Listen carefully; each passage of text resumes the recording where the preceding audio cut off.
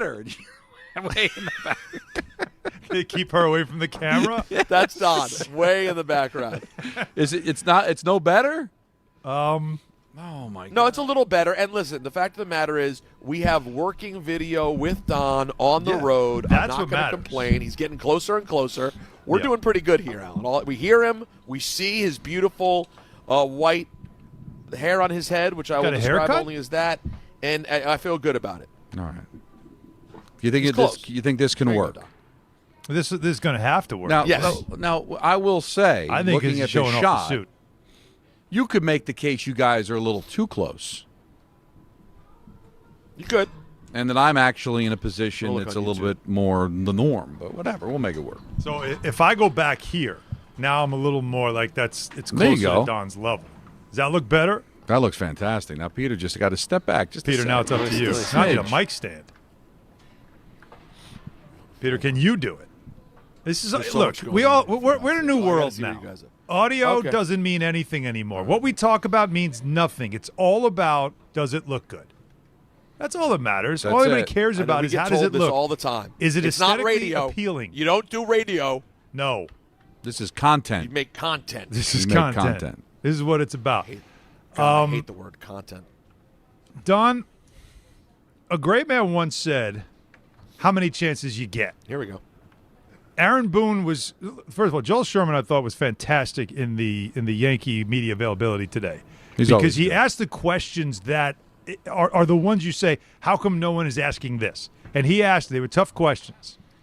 He asked Aaron Boone the question about why should fans and everyone else believe that those are in charge of this organization, the hierarchy, those are leading the way, can lead the way to a championship.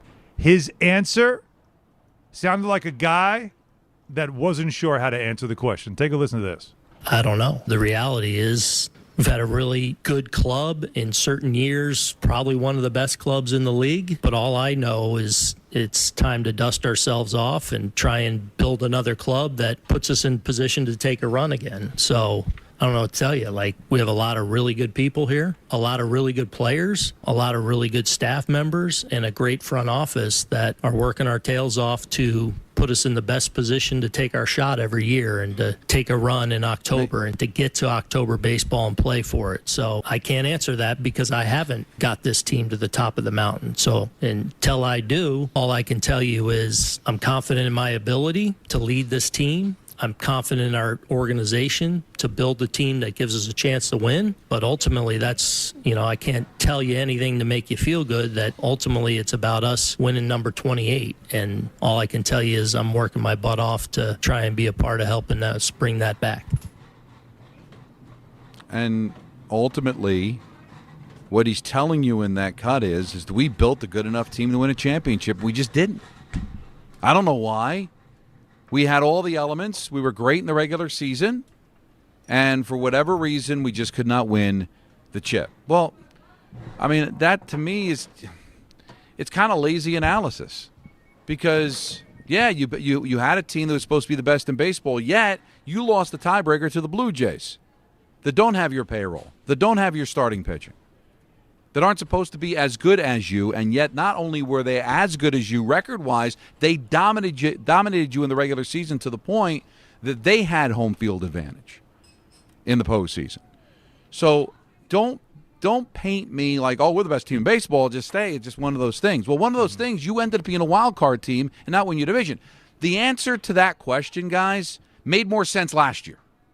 When you won your division, you were the best team in the American League. You navigated through the American League to the World Series and lost, in my opinion, to a better baseball team. Yes, you kicked the ball around in that fifth inning of Game 5 and didn't look great. That answer made more sense last year. This year, no, it shouldn't. Because if you're the best team in baseball, then why are you a wild card team? Why were you dominated by one of your divisional opponents? Why did you go quietly into that good night against that playoff team? Why? So I think that his answer, guys, would have made a lot more sense last year.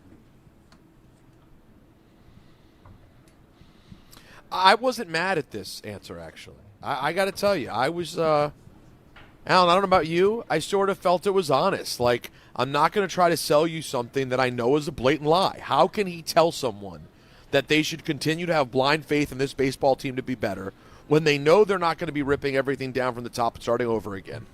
There aren't going to be any major changes. I just appreciate him not feeding us complete BS. I thought it was a moment of actual humanity from Aaron Boone. I agree. I agree with you, Peter.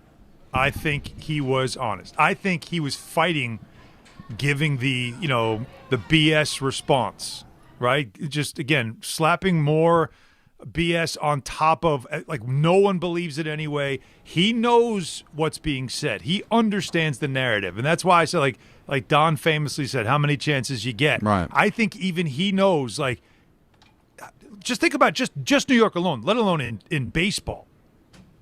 How many coaches last this long without having the ultimate prize? Right? Like, eventually it just starts to where you think, all right, we got to get somebody that can get this team over the top because this guy clearly can't. That's what we all start to assume. And I think he knows that, which is why he didn't do like Brian Cashman with his assessment of the season. It wasn't good enough. I think that's the strongest comments that Cashman made about the season. But then he also reminded us about all the other good things that happened this year and the success year after year that they have. And then, of course, the famous how difficult it is to win the whole thing. And, it's easy to talk about, but those of us who are in the fight every day, it's a difficult challenge. And that's, that. See, Boone didn't want to go there, and I agree with you, Peter. I appreciated that. Well, let's hear Cashman say that. I think they want to hear the tone of what you just said. Let's play it. Go ahead, Cash. Anytime. What did Cashman say? Brian Cashman. The Cashman's assessment of the season? We've had success and failure. Obviously failed in our ultimate goal and had some success, obviously. Along the way, we had a good team that but fell short of our ultimate goal. So, I leave it for the masses to debate what it ultimately came out of. A lot of things we accomplished and players that I knew that they were fighting. They were talented, they were fighting, they were committed, but wasn't good enough. Good friends we had, good friends we lost along the way. Like, he's just, that's the same song every year. But here's what I don't like about the tone. You're right. Overall, I'm not mad at Aaron Boone because it's not like it's all his fault. No. But there were some things I picked. I just thought it would have made more sense because you didn't win the division. You didn't give yourself the best chance in the postseason. So you weren't the best team, and that hurt you. Where last year you were at least the best team in the American League, and you lost to a better team in the Dodgers, and this was supposed to be the year you were supposed to get better. Don't matter. The fans don't matter. Who cares what they think? My owner loves me. I'm practically a relative to him. There's no way I'm going to lose my job, so shut up.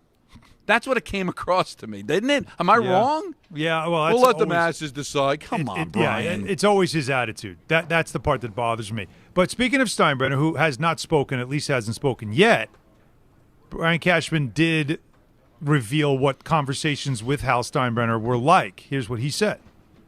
Yeah, he's frustrated, disappointed. He wants a championship here, another one, just like, for him and his family. So I'll speak on behalf of Hal and his family. They, I think, believed, not just recently, but many times that we had a chance to do something. But it's not a given. If it was a given and people who had that championship caliber gene that had punched through, if that gene was repetitive, and I'm not talking about a gene handed down from father to son, like, the great George Steinbrenner who belongs to the Hall of Fame, to his son, I'm talking about a gene of winning. There's many a great player that maybe they punched through one time, or many a great manager that's punched through and won something. And we've done it, and Hal Steinbrenner's done it, but it doesn't guarantee, it's not a given that you're going to continually do it. It's the crapshoot argument again, isn't it? Yep. Wanted to remind you, by the way, that they've done it. You hear him say that stuff too. True, but we've done it. But again, read the room. All right. Well, the Giants were able to punch through it 3 times. Right. The Astros were able to punch through it multiple times. Red Sox multiple times. So yes, it's very difficult to win, and there's parity in baseball. We know this. All right. It's very difficult to win, and that's why we're not holding him. At least I don't. I don't think you do, to the standard of the 4 championships in 5 years, because that's not going to happen anymore. That doesn't exist.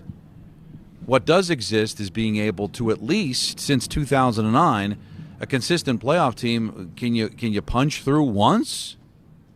I mean, one World Series appearance, in the last 15 years. No championships in that span of time, Alan. So I think the fans are not asking you to win every year, but can you punch through occasionally? Well, they think that last year was getting close, right? Punching through, getting close last year. But how about what he said about the Blue Jays? This was a team that was in last place last year, and they didn't do anything significant with the roster. They got healthy. That was certainly there. Mm-hmm. You thought you had a better team. You heard, and Boone talked about it, how they were he felt like they had – this is the best team he's ever had, best roster he's ever had because of all the versatility. And yet there was one team they couldn't beat, and that's why they couldn't get out of the DS. Listen to Cashman talking about the Blue Jays. We could not solve the Toronto Blue Jays this year. They rolled us in the regular season. They rolled us in the postseason. Bottom line, we didn't earn the right to move forward. It's as simple as that. I don't think it's about leadership. I just think it's about competition at a given moment in time. And it's for you and then the fans, obviously, that support us to judge it one way or the other. They rolled us. Yeah. And I mean, that's going to happen. But, you know, he didn't bring up they were in last place last year as, hey, every year is different. He's bringing up last place because, hey, we didn't finish in last place last year. We never finish in last place. Mm-hmm. That doesn't happen to us. A little subtle reminder that, hey, yeah, the Blue Jays got the best of us, but, you know, what have the Blue Jays done? They haven't won since 1993. They were a last-place team last year. Again, it's measuring themselves against other teams when everybody else in the market is measuring the Yankees against themselves. So I just don't. I'm not just in love with the tone. I didn't know what to expect today. I mean, expect anything different today than we usually get.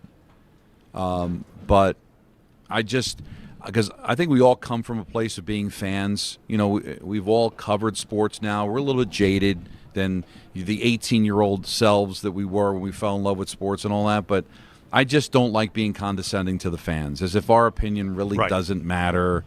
You know, and I guess we can't get these people fired because Hal's not going to is not going to listen to us or listen to the fans in that capacity. But, you know, I just didn't like the tone, guys, especially from Brian. I think it was more Brian. I thought Boone was fine. You could tell he was conflicted. You could tell this season took a lot out of him. By the way, he still got the cough. You notice? Did you notice? He was still clearing his throat and you could remember he got sick later in the year, and it almost like he could never shake it. So I kind of feel for him a little bit because you know he's carrying this. You know he knows, like I just said before, he knows nobody gets this many chances. Like by now, in most places, there's a new manager. And the reason I'm not going to get crazy is just because I don't think it was his fault. No. I don't either. You know, I'm sure there are fans who are going to tell you he should have done this, he should have done that, but I don't think this is a managerial problem. I don't. I think this has always been a roster issue with this team, in not just being light in certain areas, because I don't think they are. I think they're very strong in a lot of areas, but do they have enough winners? Do they have enough guys that can handle New York? You know what? That was asked. It's funny that was asked as well about having a team. I think, again, Joel asked that question about the having that team that's at its A game in October, which is the only time that matters. Don't we always talk about this when they're playing well in the regular season? We always say it doesn't matter. Cashman's answer to having a team playing its A game in October is interesting. Listen. You have to fire on all cylinders. That means you got to pitch to the best of your abilities consistently. That clearly didn't happen in the Toronto series. And you got to hit to your best of your abilities. You know, the sample sizes are so small that, you know, when opportunities present themselves, you have to capitalize. Some guys who consistently hit in the postseason didn't hit in the division series. Some guys who have people question whether they can hit in the postseason did produce. You need it all at the same time. You need everybody from your rotation to your bullpen to your start position player group on the lineup side to bring your A game. Well, Brian, I appreciate the definition of clutch. All right, I think we know what it takes, what it looks like. We just want to know why you don't get players like that. Yeah, because I really do believe it never occurred to them that Devin Williams wasn't a New York guy. He looked at the numbers. He's going to be a good closer here, and it never seemed to fit. And you know what, Don? I have heard that they actually do put time into the background of a player, his mental makeup, and all that stuff. I've heard they actually do that. Well, I don't doubt that they do it. I would question whether they do it A, enough, or B, are they asking the right questions? Yeah. Because, listen, I'm not trying to say New York is is better. It's just different. It's harder. You could tougher. handle pressure. There may be numbers, there may be stats to say this guy can come through in the clutch. This guy can handle the hot temperature. But New York is just different. Like, you might be able to handle it, but then you get to New York, it's like, whoa, I thought I could handle it, but man, this is different. And when you saw Devin Williams walk into that room, go, why are all these reporters here? Yeah. Like, because it's New York, man. What you experienced in the divisional round of the playoffs last year, or the wild card last year against the Mets, that's every day as a Yankee. Yep. Yankees playing the Royals on a Tuesday in May for a Brewer is like Game 7 of the World Series every single day. Mm-hmm. The fans, 40,000 plus every single day, calling you every name in the book, wishing you, hoping you die, walking down the street and people, loving you and asking for your autograph, but somebody in the background screaming, "You suck!" Like, and that's, I don't. Hey, listen, we've lived in New York all our lives. I don't know if I'd be able to handle playing here with that kind of scrutiny, right? Yeah, but I know, and everyone gets sold on all the upside of it, but it's so hard to get to the point where you get the upside. So you then have to just deal. What you're going to get is all the stuff Don just mentioned. All the scrutiny is there. All the intense conversation, worse than any other market in all of sports. But Don, don't worry. If you win a championship, well, then it's all peaches and cream. Well, look around, guys. I don't see the championships falling out of the sky. No, so it's and just also, all the other stuff. I'm describing New York. It's probably times 10 to be a Yankee. Because in the other places, when you win the championship, you're a part of forever. With the Yankees, good point. Yeah, you might win a championship. You're part of the next 5 years. You're not Jeter. Yeah, but at least you're allowed in the room now. You're allowed in the room. Like Alex Rodriguez, he's allowed in the room. You're allowed in the room. But if you don't have a ring, you're not allowed in the room. Yeah. Again, 800-919-3776. A lot of people want to talk about this, as we expect. But there was some news that came out of it. Not so great, by the way. So we already knew that Garrett Cole, although he is throwing off a mound a little bit, that he's going through that right now, which is good. But clearly not going to be ready for opening day. That was stated. We kind of knew that. What we didn't know was that Carlos Rodon was going to miss the start of next season because he had some bone spurs in the elbow, some loose bodies. He had to get it clean out in the elbow, and so now it feels like he won't be ready for the very start of the season. It doesn't mean he's going to miss a ton of it, but he won't be ready for the start of the season. Then you also got Clark Schmidt, also another player, another pitcher going through it. As we know, you won't have him. So you remember a couple of weeks ago when I said I'm actually looking forward to 2026?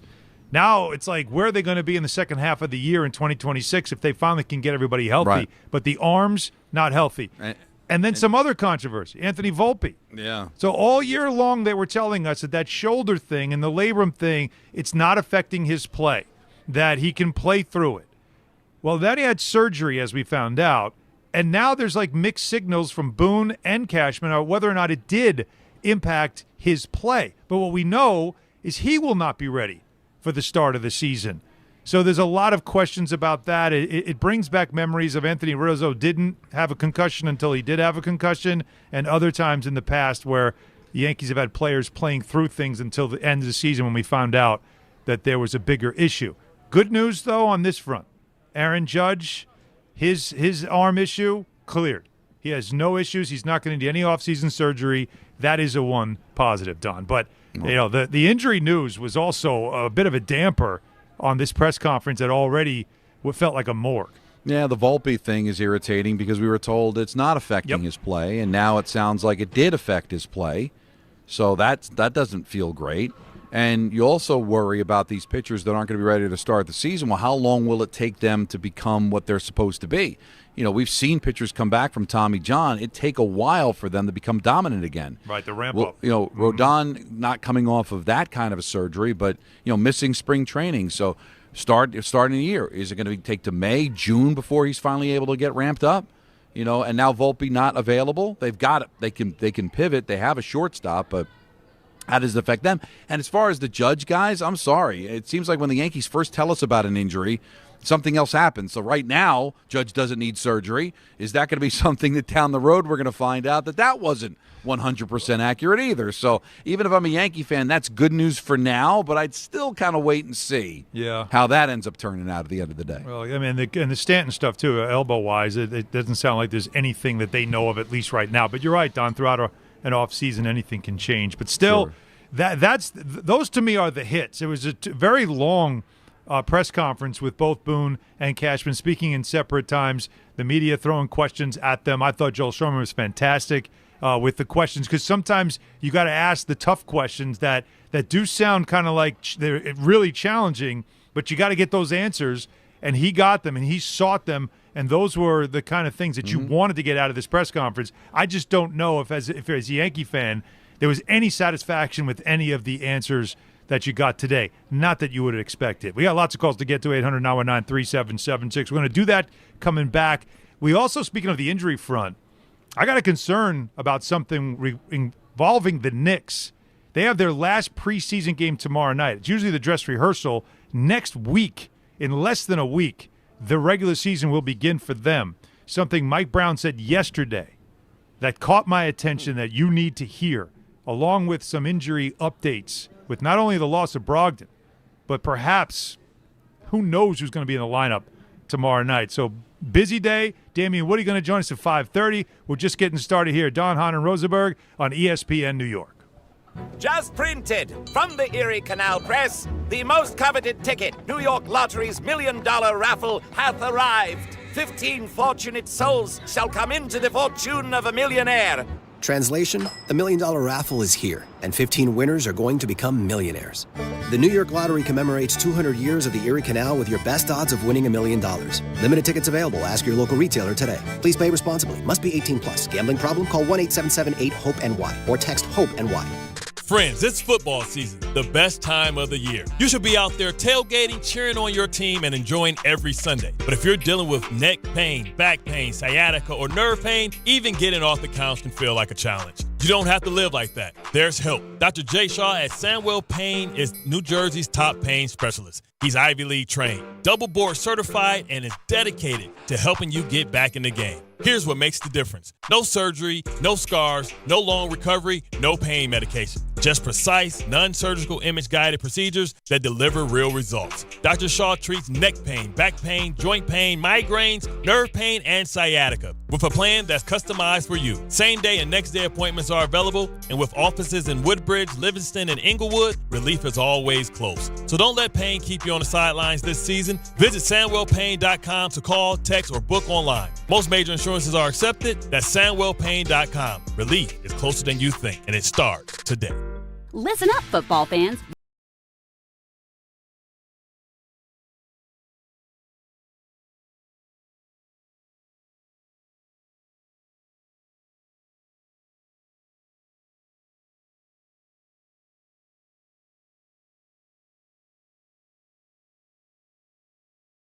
At Bet365. Gambling problem? Call 1-800-GAMBLER. 21 plus only. Must be physically located in New Jersey. T&Cs apply. In-app only. 1-877 Cards for Kids. KARS Cards for Kids. 1-877 Cards for Kids. Donate your card today.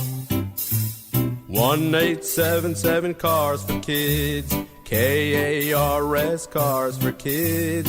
1-877 Cars for Kids. Donate your car today. Ready to get rid of that old car? Donate it to Cars for Kids. Call 1-877 Cars for Kids to reach a friendly live agent. Donation's super easy, and your car can be picked up as soon as tomorrow. Call us now, 1-877 Cars for Kids. That's Cars with a K to donate your car today. 1-877 Cars for Kids. Donate your car today. Did you know you can donate real estate too? Go to carsforkids.org. That's carsforkids.org.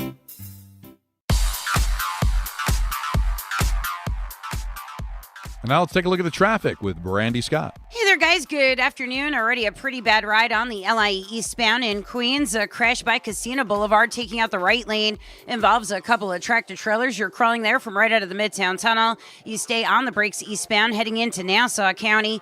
Not moving much at the Whitestone Bridge getting into Queens. Looks like a crash right before the span on the Bronx side. Traffic is stopped on the southbound Hutch from Westchester Avenue. Really no easy way to the outbound George. All of your approaches are packed. Southbound Deegan, an accident just picked up right before the Cross Bronx. Still have some heavy delays there from the Mosholu on down.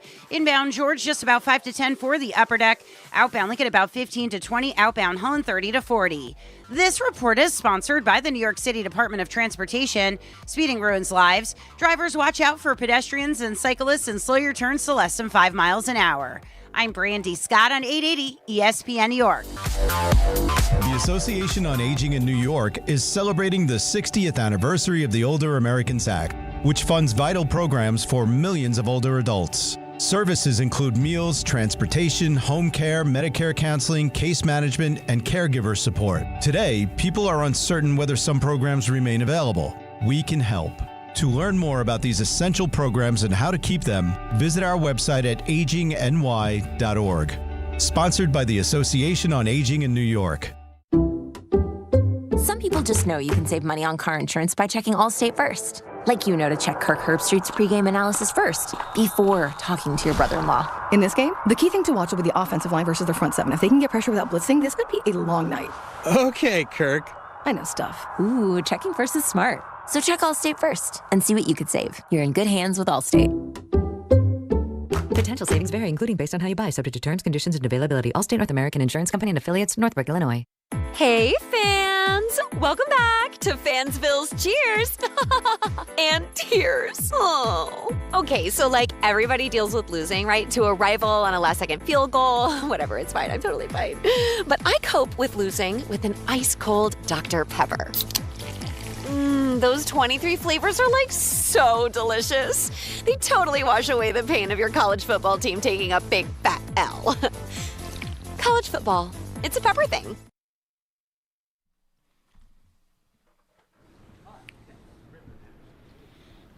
I love the intro to this. How do you not? With Don the Greg and Peter Rosenberg, I'm Alan Hahn. 800-919-3776, the number. On the Yankees as they do their season wrap-up, as Aaron Boone spoke and then Brian Cashman spoke. And once again, you did not expect to hear what you wanted to hear. And a lot of fans wanted to hear that neither one of them were coming back, but we know both of them are. Right.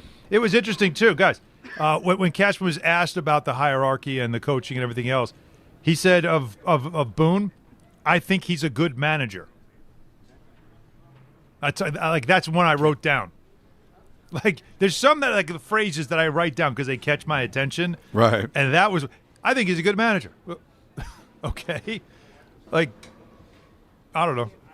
I found that to be an interesting statement. Huh? Knowing that what everybody's saying, you'd think he'd might maybe pound the pulpit a little stronger than I think he's a good manager.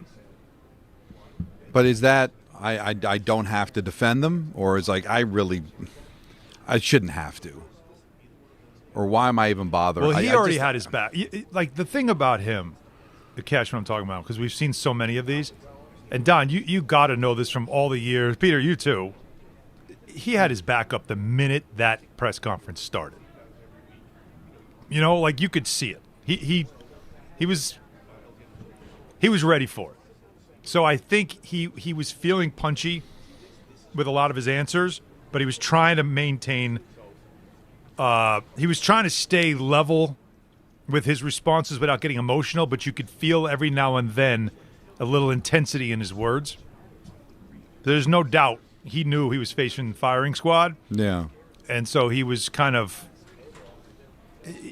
if he could have like taken the filter off and let loose, like we saw him do the one time where it was a scrum and he was talking about Volpe and fighting back about the Volpe stuff. Right. I think it would have been a way more entertaining press conference. It probably would. He stayed very monotone instead. I still believe that he was reprimanded for that. And that's not the Yankee way of doing things. So you can tell. Yeah. I'm sure he wants to do that, but will not ever do anything like that. It was again. a moment, though. But does that come from frustration, Peter?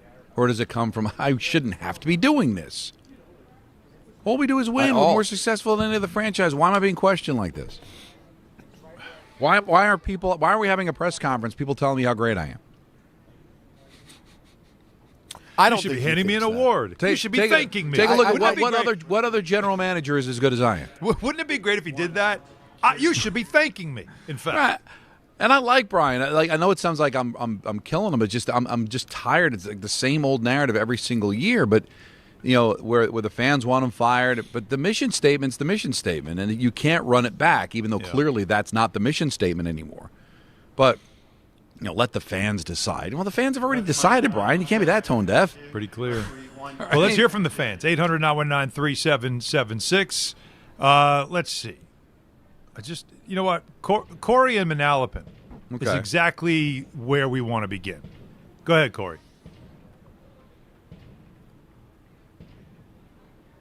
Corey? Silence is golden, Corey.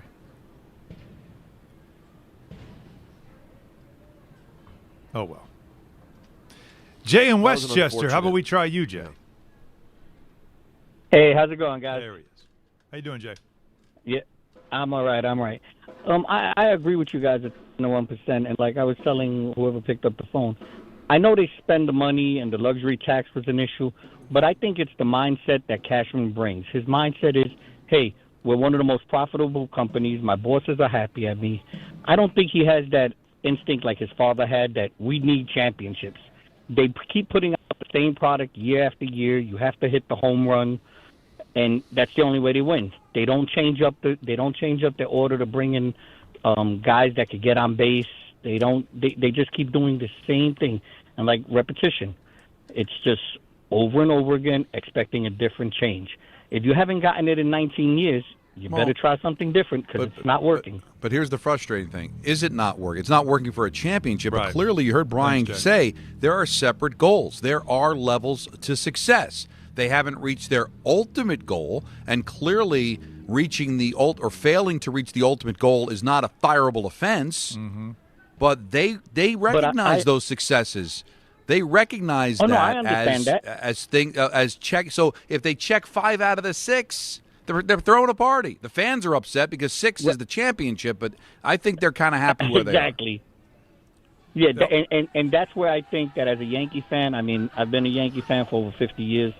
That's where I agree, where if they don't change that mentality as like the father had, hey, it has to be championship or bust. I mean, you made it to 1 championship in 15 years. And you're happy with that? Now, if you would have told me, hey, we made it to the championship 6-7 times in the last 15 years and we just got beat by better teams, but you have us believing that you have the better team on roster and yet you're still losing, you're not even making it to the championship, that's what I have the problem with.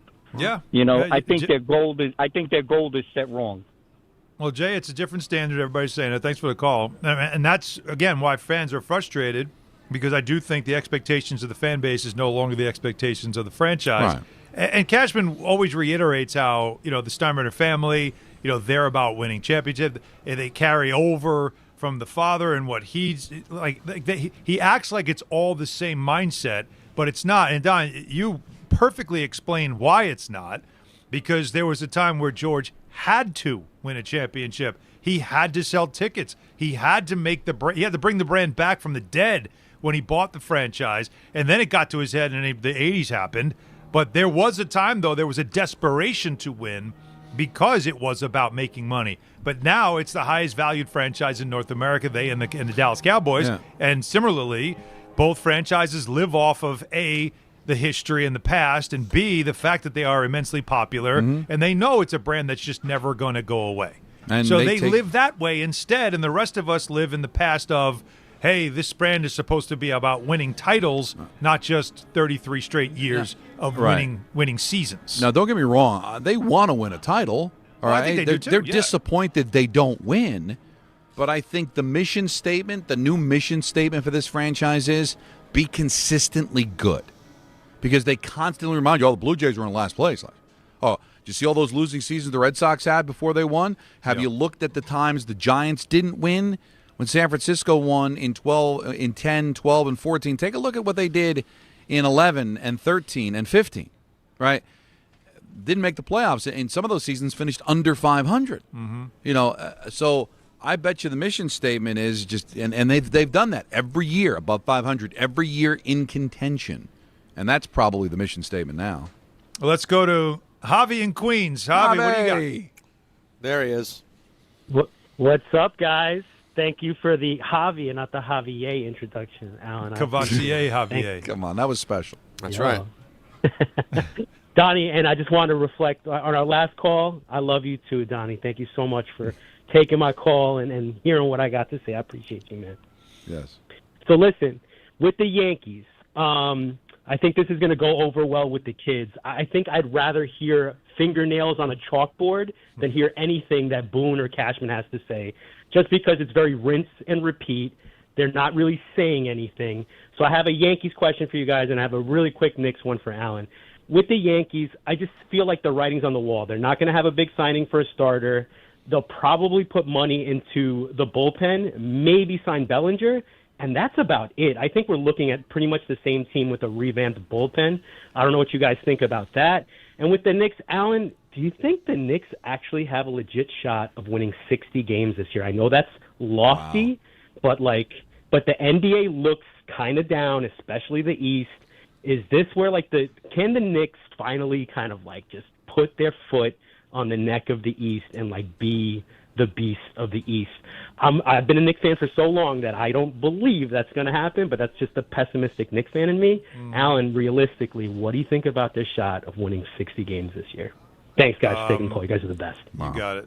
Thanks, Javi. It's on the table, but it's going to take a fast start, and we're going to play you something in a little bit from Mike Brown that suggests that you might want to tamp down those kind of expectations. So a little tease there for you. Let's continue. Troy in New Jersey. Go ahead, Troy. Hey, what's going on? I'm a huge Devils fan. I called in the Michael Kay show to congratulate Mr. LaGreca. You're doing awesome. I'm pumped up for the home opener, but I was actually calling in about Anthony Volpe. I asked this to Mr. K, too. Have you ever seen in Yankees history any player getting as long of a leash as Anthony Volpe has? Sanchez got a pretty long one, right? Excuse me? Gary. Yeah, but yes. The wording that wasn't probably what could have been better. He got a long leash, and then eventually it snapped. But I remember those phone calls. Yeah. You remember, Alan? You were doing shows. Yeah. You're probably doing with Rick at the time. Why? He's a great framer. They keep making excuses for him, and then eventually no one you could ran frame out of road. it like Sanchez. Yeah. Gary and Glaber both. They did the same thing today. They did the same thing today when talking about Volpe. They're trying to paint it in a different light, as if he didn't have 19 errors. Well, and again, you got to understand too. The feeling is that the injury. Now they're admitting it that it did. Let's say here. There's two different schools of thought. So this leads us in. And thank you, Troy. So first, Aaron Boone, when he talked about the Volpe injury, he kind of suggested that he didn't think that it was anything that affected the way he played. No, even going into this winter, surgery wasn't a certain. It was, do we do this surgery? And really what it comes down to is we have this time now, and Anthony ultimately deciding, because there's things that he does to it over the course of the year that aggravate it, right? I think for the overwhelming majority of the year, it was not affecting his play. There were things like he would dive on it in a certain way, tick it off, aggravate it. I think in some ways the injury probably got a little bit worse towards the end of the year based on a couple of episodes that happened, but I don't think it was impacting performance. And this is something that you can play with and play through, but the finality of getting it fixed now hopefully frees him up to really go dive on it the way he's going to dive on it and make those next level of plays that Anthony makes. And then hopefully, because you're fixing something that is hurt on the body, that hopefully, it does help performance too, go to another level. So there's that. Now, before we comment, fellas, here's Brian Cashman when he was asked, did Volpe's injury affect the way he performed? I personally think now I'll start leaning more into that, yes, it was affecting him because ultimately he had to have a surgery. None of that was really on the table, in season. So I think all things can be true. Was it bothering him to a level that was getting to a height of concern for us? In season, the answer is no. Why is that? Player says it wasn't bothering him at that point. His physical testing was coming back strong. We did an MRI that showed some old stuff in there. Ahmad recommended we can do a shot. You banged it, falling on it, diving on it. That seemed to take care of it. You forget about it. Struggles keep happening. So I think it could be true on both ways. I think that, I know people suggest maybe we underplayed the injury. I don't think that's true. I think we were trying to be as honest with our fans and our media who communicate to the fans what our medical staff, doctors, trainers, and then, you treat complaints from the player. Well, that last part, I think, is really the undoing of it, is I think Anthony Volpe was not completely honest with them on how it felt. And that's what Boone said, right? So, yeah. That probably disturbed things because they really were relying on, how does it feel? Feels great. You sure? Feels great, Skip. I can go out there and I can play. And maybe if he was a little bit more upfront on how he felt, that maybe that he would have gotten the surgery earlier, maybe gotten pulled out of the lineup.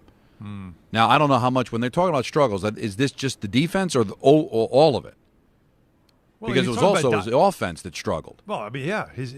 But that, in the middle of the season when they knew that there were issues and they were giving him shots and all that stuff, there had to come a point where because he said that it showed old injury and old stuff in it.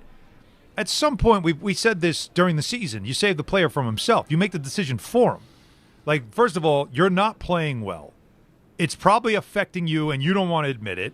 And clearly there's damage. Let's get this thing fixed. The problem is that would have ended his season. They didn't have a shortstop.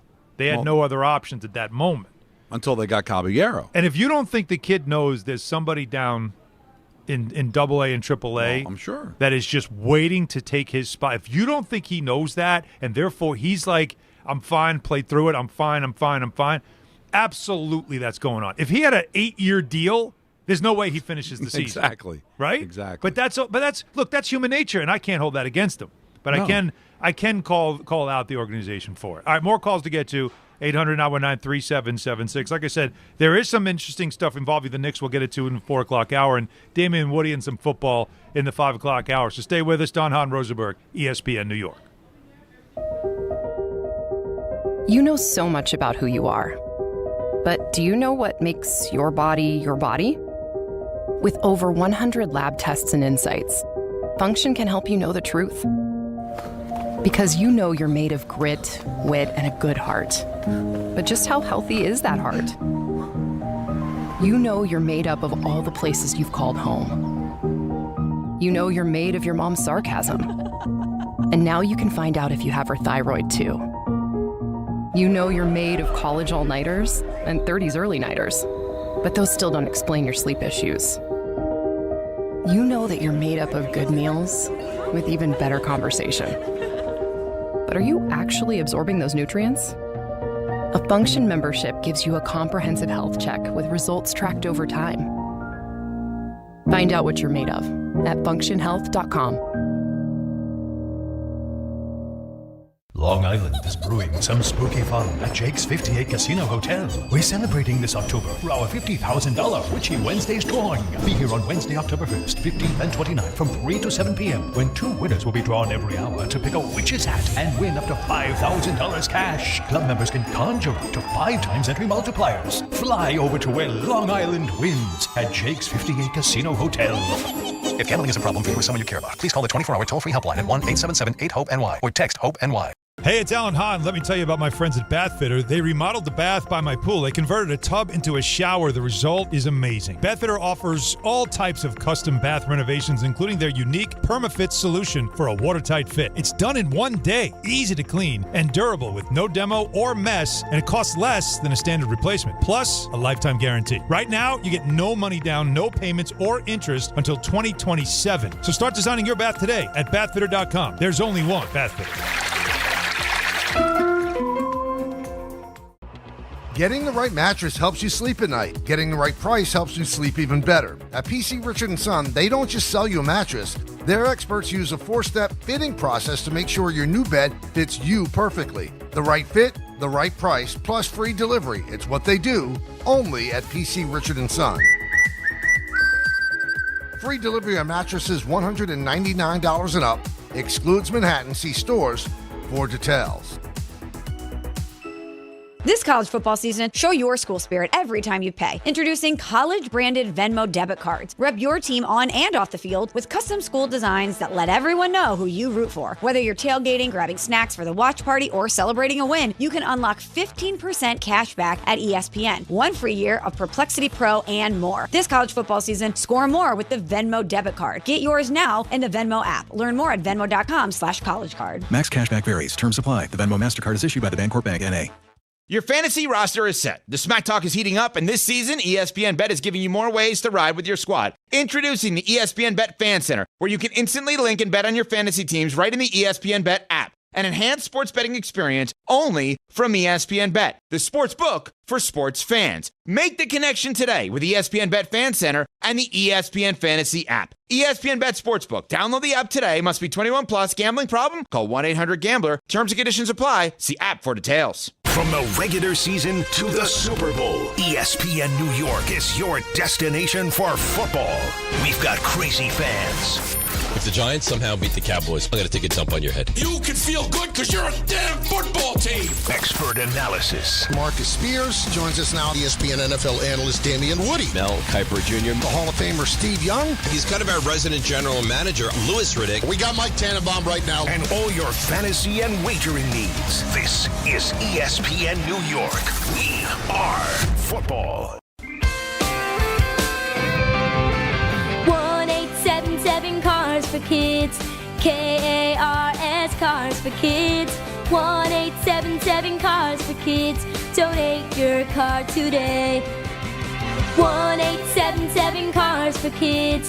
KARS Cars for Kids. 1-877 Cars for Kids. Donate your car today. Ready to get rid of that old car? Donate it to Cars for Kids. Call 1-877-CARS-FOR-KIDS to reach a friendly live agent. Donation is super easy, and your car can be picked up as soon as tomorrow. Call us now, 877-CARS-FOR-KIDS. That's cars with a K to donate your car today. 1-877 Cars for Kids. KARS Cars for Kids. 1-877 Cars for Kids. Donate your. Did you know you can donate real estate too? Go to carsforkids.org. That's carsforkids.org. Welcome back. We'll get to your calls again, 800-919-3776 in a moment. But, hey, how about a little game time? Brought to you by Tullamore Dew Irish Whiskey. Because, Donnie, when it's game time,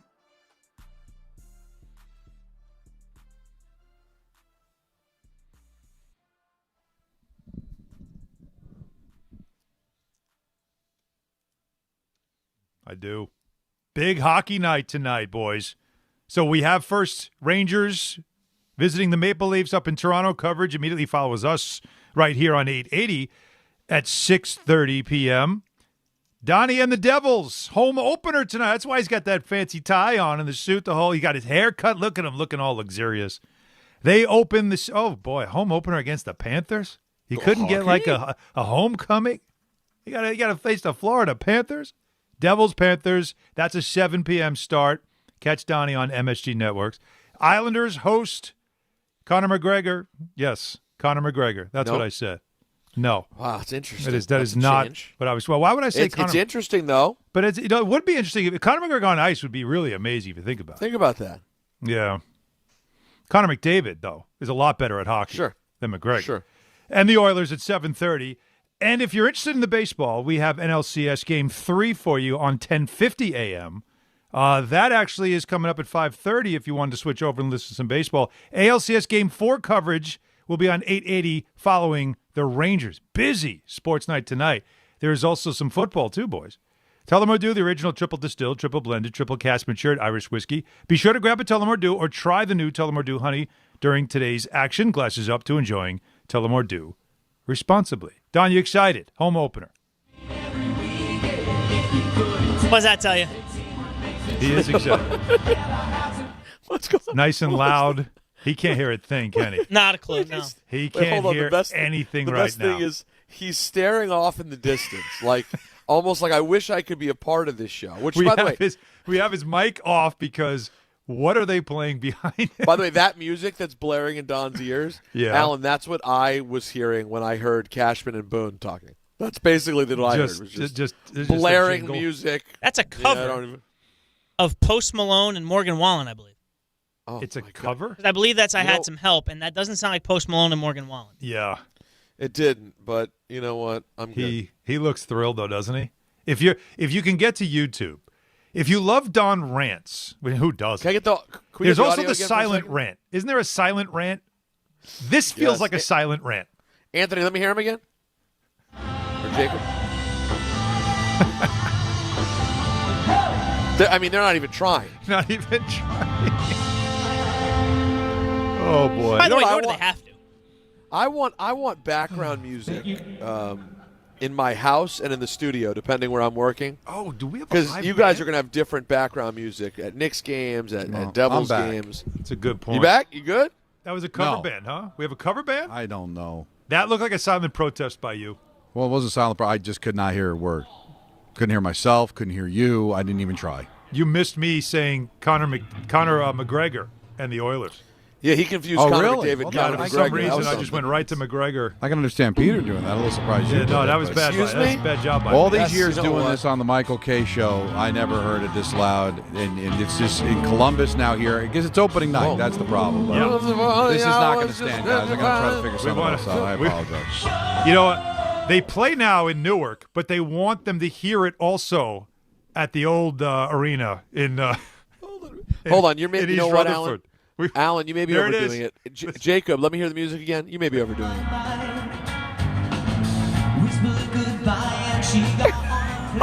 Oh, now we got some Maroon 5 cover.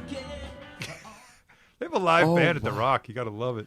They are really getting after it. Remember when you guys had me yell to the DJ in Detroit? Yeah. Oh, I did. To turn it down? We probably still have that. Oh, we have a drop somewhere. of it. It was out of control. Yeah, I think Don needs to just completely just scream down to someone. I like the idea that it was given the option to Don. Hey, would you like to be in a quiet room, somewhere in the arena? No, you know what? I think the booth would be great. I love the idea of the booth. I think he's second-guessing his decision. Wait, hold on. What was his logic, Anthony? Like, it would look cool? Look at the background. It looks awesome. We've got it is cool. NHL calibration in progress. But of all the that's a weird a little sign. Calibration, sure. But of all the people who you think would say, screw what it looks like, I do a damn radio show. Yeah. Wouldn't you think it would be Don LaGreca? We needed a Don moment there. We did not get a Don moment. No, it's the silent rant. That's what he's got going on right now. Let's check back in and hear how Don's doing. Yeah. I see the checking in with Don. They're almost done with the song. That second chorus, though, Don, you're almost... Turn it down! That was me in Detroit.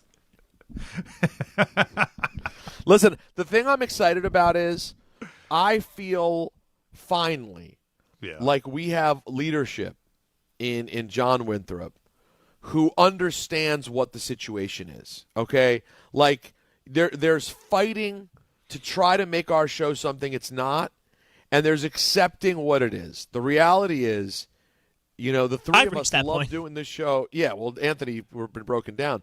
The three of us love doing this show and love hanging out. We also have other things we're passionate about that brings us to different parts of the world.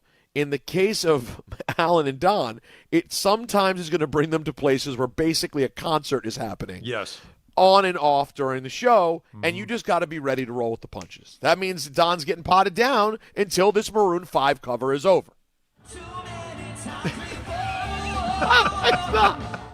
Oh, come on. He's not. Wait, is he like riffing at the end? Is you never know what's going to happen at any moment. But Don is so mad. He's so off the mic now. Look how bad. This poor man's defeated. Look at him.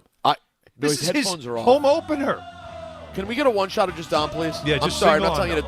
I'm not telling you to run the show, Anthony. I need a single on Don. Okay. Oh wait. No. Hold on. There it is. Oh yeah. Look at him. He's on his just. He is checked out. He is checked out. Listen, Don, you can't hear us, but the good news is we're about to hit a break anyway. It's the end of the hour. We'll come back fresh in the 4 o'clock, and one of two things will happen. Either we get Don LaGreca, or it'll be like living on a prayer or something new. We could get if we have living on a prayer, he'll probably jump right out of that booth. I think he's back. Don? I'm back. All right, we're going to break. Well, now perfect. We got to break them. It is time. It is time to go to break. But we have more. Back. We have your Yankee calls to get to at 800-919-3776, and also something Knicks related as we are getting closer to the start of the season. If you want to have a little bit of concern, there are some things to discuss. But there's also something Mike Brown said that every fan needs to hear going into this season. That's coming up at the 4 o'clock hour and more. Stay with us. Don Hahn Rosenberg, ESPN New York. Bally Bet Sportsbook. Yo, Bally Bet stacked for football season. When it comes to sportsbook apps, it's undefeated. Check out that brand new Parlay Zone. Here's the kickoff. Build your bets and place them right on your phone. What? Live bets, daily boosts, and promos. Increase your odds so you can win more dough. Touchdown! Bally Bet's the play. Make game day more fun and download it today. Must be 21 plus, New York only. Gambling problem? Call 1-877-8-HOPE-NY. Bally Bet Sportsbook and Casino. Download it.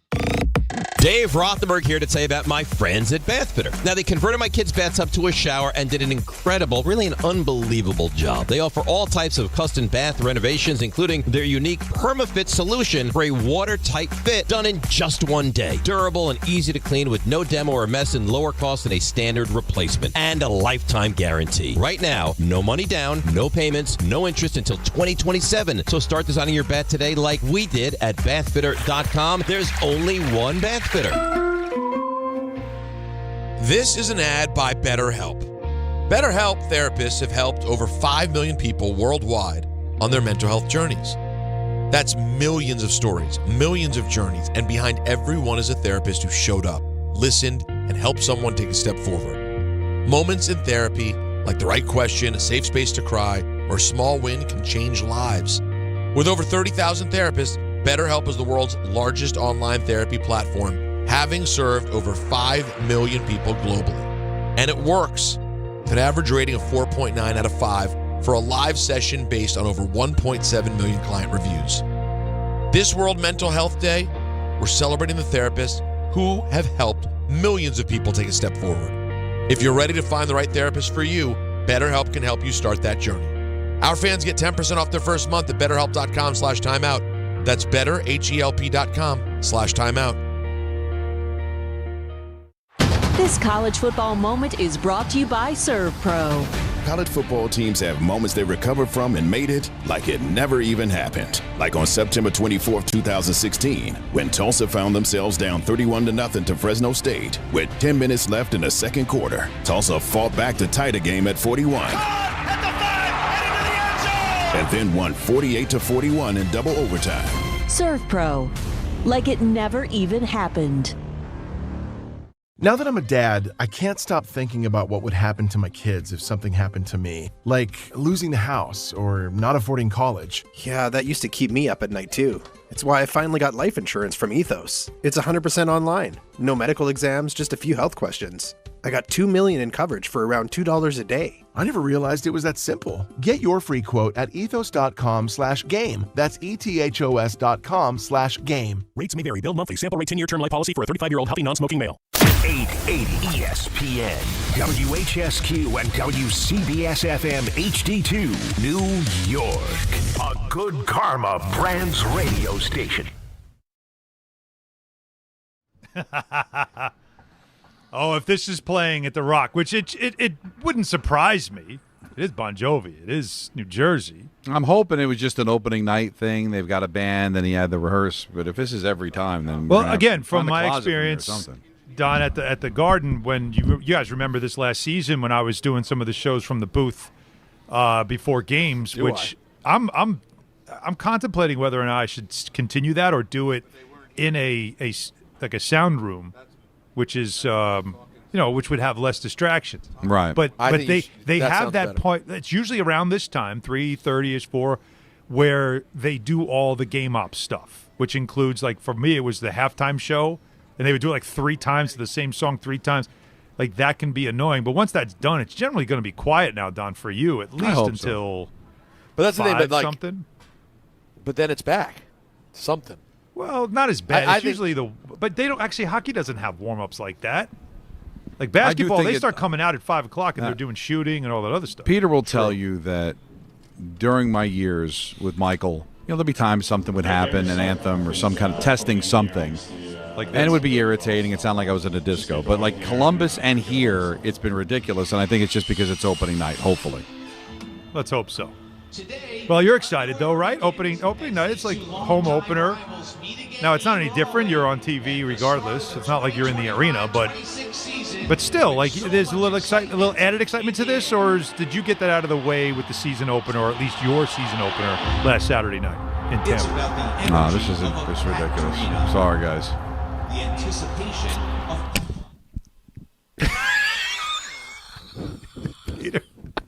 Peter, I'm telling you, sometimes this is better than a full rant. Well, listen, because you have to watch this. If you haven't already, go to YouTube. You got to be on Don's YouTube face and just how No, angry please. and frustrated he is. Is he going to Is he logging out? Is he going to turn? No, please don't leave the video. Tell me he's just logging out. He's frozen. Please don't leave, Don. Please don't. He did. Oh, come on, man. People, you got whenever he comes back, go get on our YouTube and watch this live. This man. Well, and by the way, listen. This is a very Don. This is a very Don thing, but it's okay. It's our first time in the situation.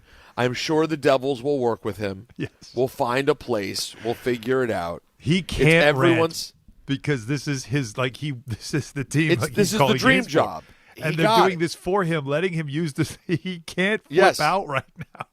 And they did give him the option, it sounded like, of being somewhere else. Yeah. And he thought this was the better choice.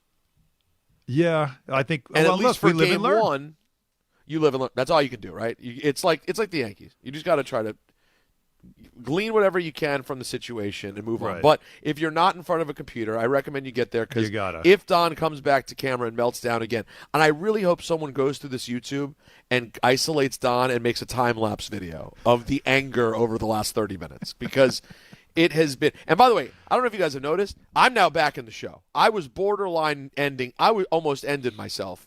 And it's no fault of Alan or Don's. Oh, the baseball They're covering the – well, yeah, but it's not just baseball talk. It's the same postmortem I've done for 9 years. You know what? It's just hard. It's just hard. I completely get it. I understand no one's fault, it. And except the Yankees. There are times though where there are things that we have to do because it's the postmortem. It's the end of the season. Yes, they're spoke saying today. the same crap. Yes, it's the same things. Yes, it's the same people. And yes, it's the same reactions.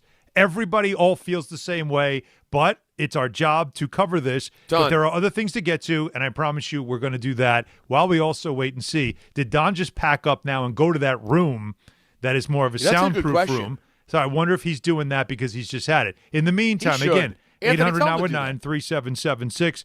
We have calls to get to, but I also wanted to get to this part of it. Now, again, NBA season starts next Tuesday. Now, Wednesday is when the Knicks season begins.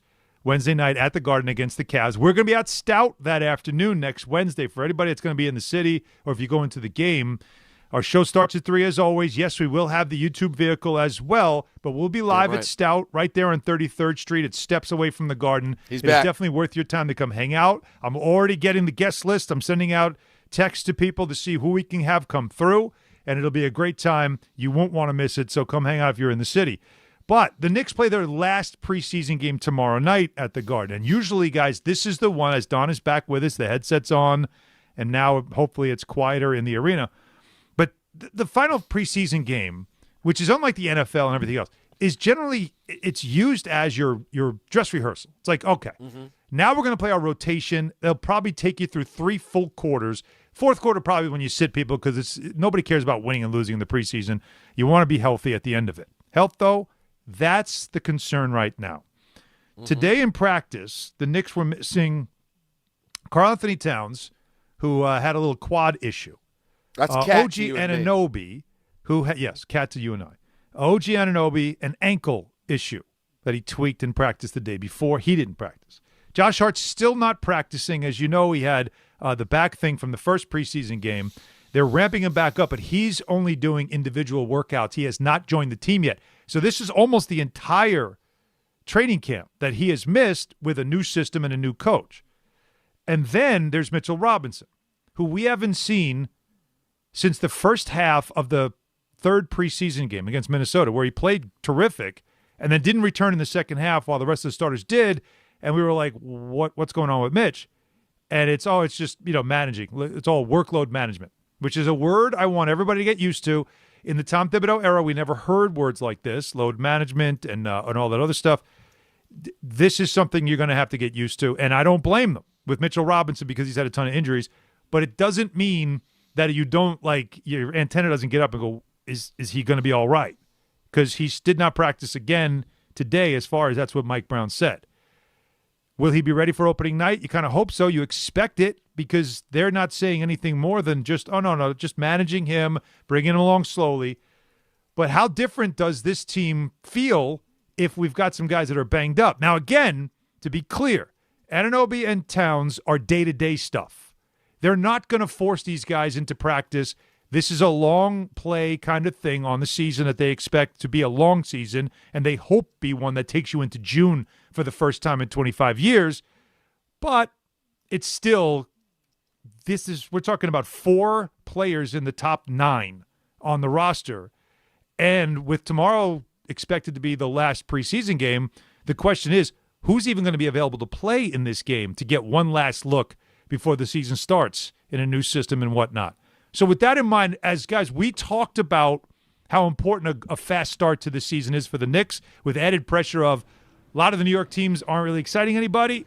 And so there's this concern. Everybody now is focused on the Knicks, and maybe the Knicks can save the day and have a great start, make everybody feel good. Mike Brown said something yesterday after practice that caught my attention. Listen to this. We know this is going to be a process. It's not going to happen game 1, game 2. Could we come out blazing? Yeah, who knows? But it's going to be a process. We're going to have our highs, we're going to have our lows. Can't get too high if it's going good, can't get too low if it's not. We got to stay even keeled and know that this is a marathon and not a sprint. At the end of the day, does it feel like tamping down expectations, or is that just kind of coach speak about any season?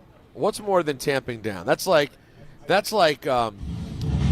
someone just says it's a little bit warm outside. There's not a fire. They just said, "Is it warm out today?" And someone just came with a bucket, did the ice bucket challenge out of the blue. Oh, okay. I mean, that was taking it way back. What are you expecting here, Coach? I was hearing Alan throughout the summer, whenever I would bring up, the Knicks play every night. The Knicks don't believe in load management. And Alan would be like, well, wait, let's see. We got a new coach here. We don't know.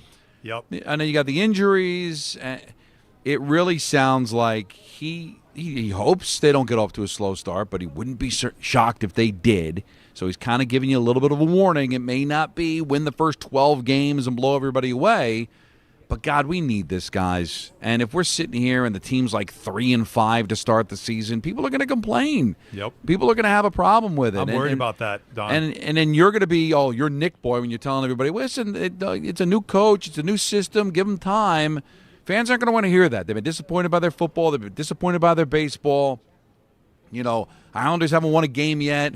Rangers have been shut out 3 straight home games. I think people are really hungering for the Knicks, and if they get a soft open, fans are going to be ticked off, and rightly so. By the way, who wins first, Islanders or Jets? But I don't have the schedule in front of me. But I go Islanders. I think Islanders. But it is something, as of course Don's theme music begins again. It is something though that you kind of like there. The team can't control this.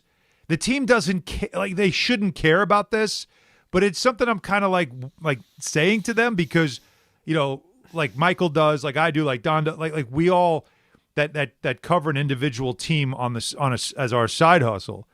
This job that we do here, getting to talk sports, all the sports, and talk to the fans in New York, we get that temperature every day. Right? We got the thermometer out, Peter. We're sticking it right in there. We know the temperature of the fan base. Rectal, you're saying? Every day. Well, that's the best way to take a temperature. Yeah, if you want a real temperature. Not digital. And not that digital nonsense. Not the silly digital thing. But but what we know is that there's sort of like this anxiety of the fan base. Like, is anybody going to be good? Are we going to get any good teams? And so the pressure, whether they like it or not, is going to be on the Knicks to win opening night against the Cavs, to say, okay, they're better than another team that's supposed to be good in the East, and then just rip off a bunch of wins to start the season so that everybody can just exhale and say, okay, we can settle in now and enjoy the season. Because if they don't, you're going to get that frustration whether they like it or not. It's almost like, a city turns its lonely eyes to you because everybody else has frustrated us. Now what can you do for us?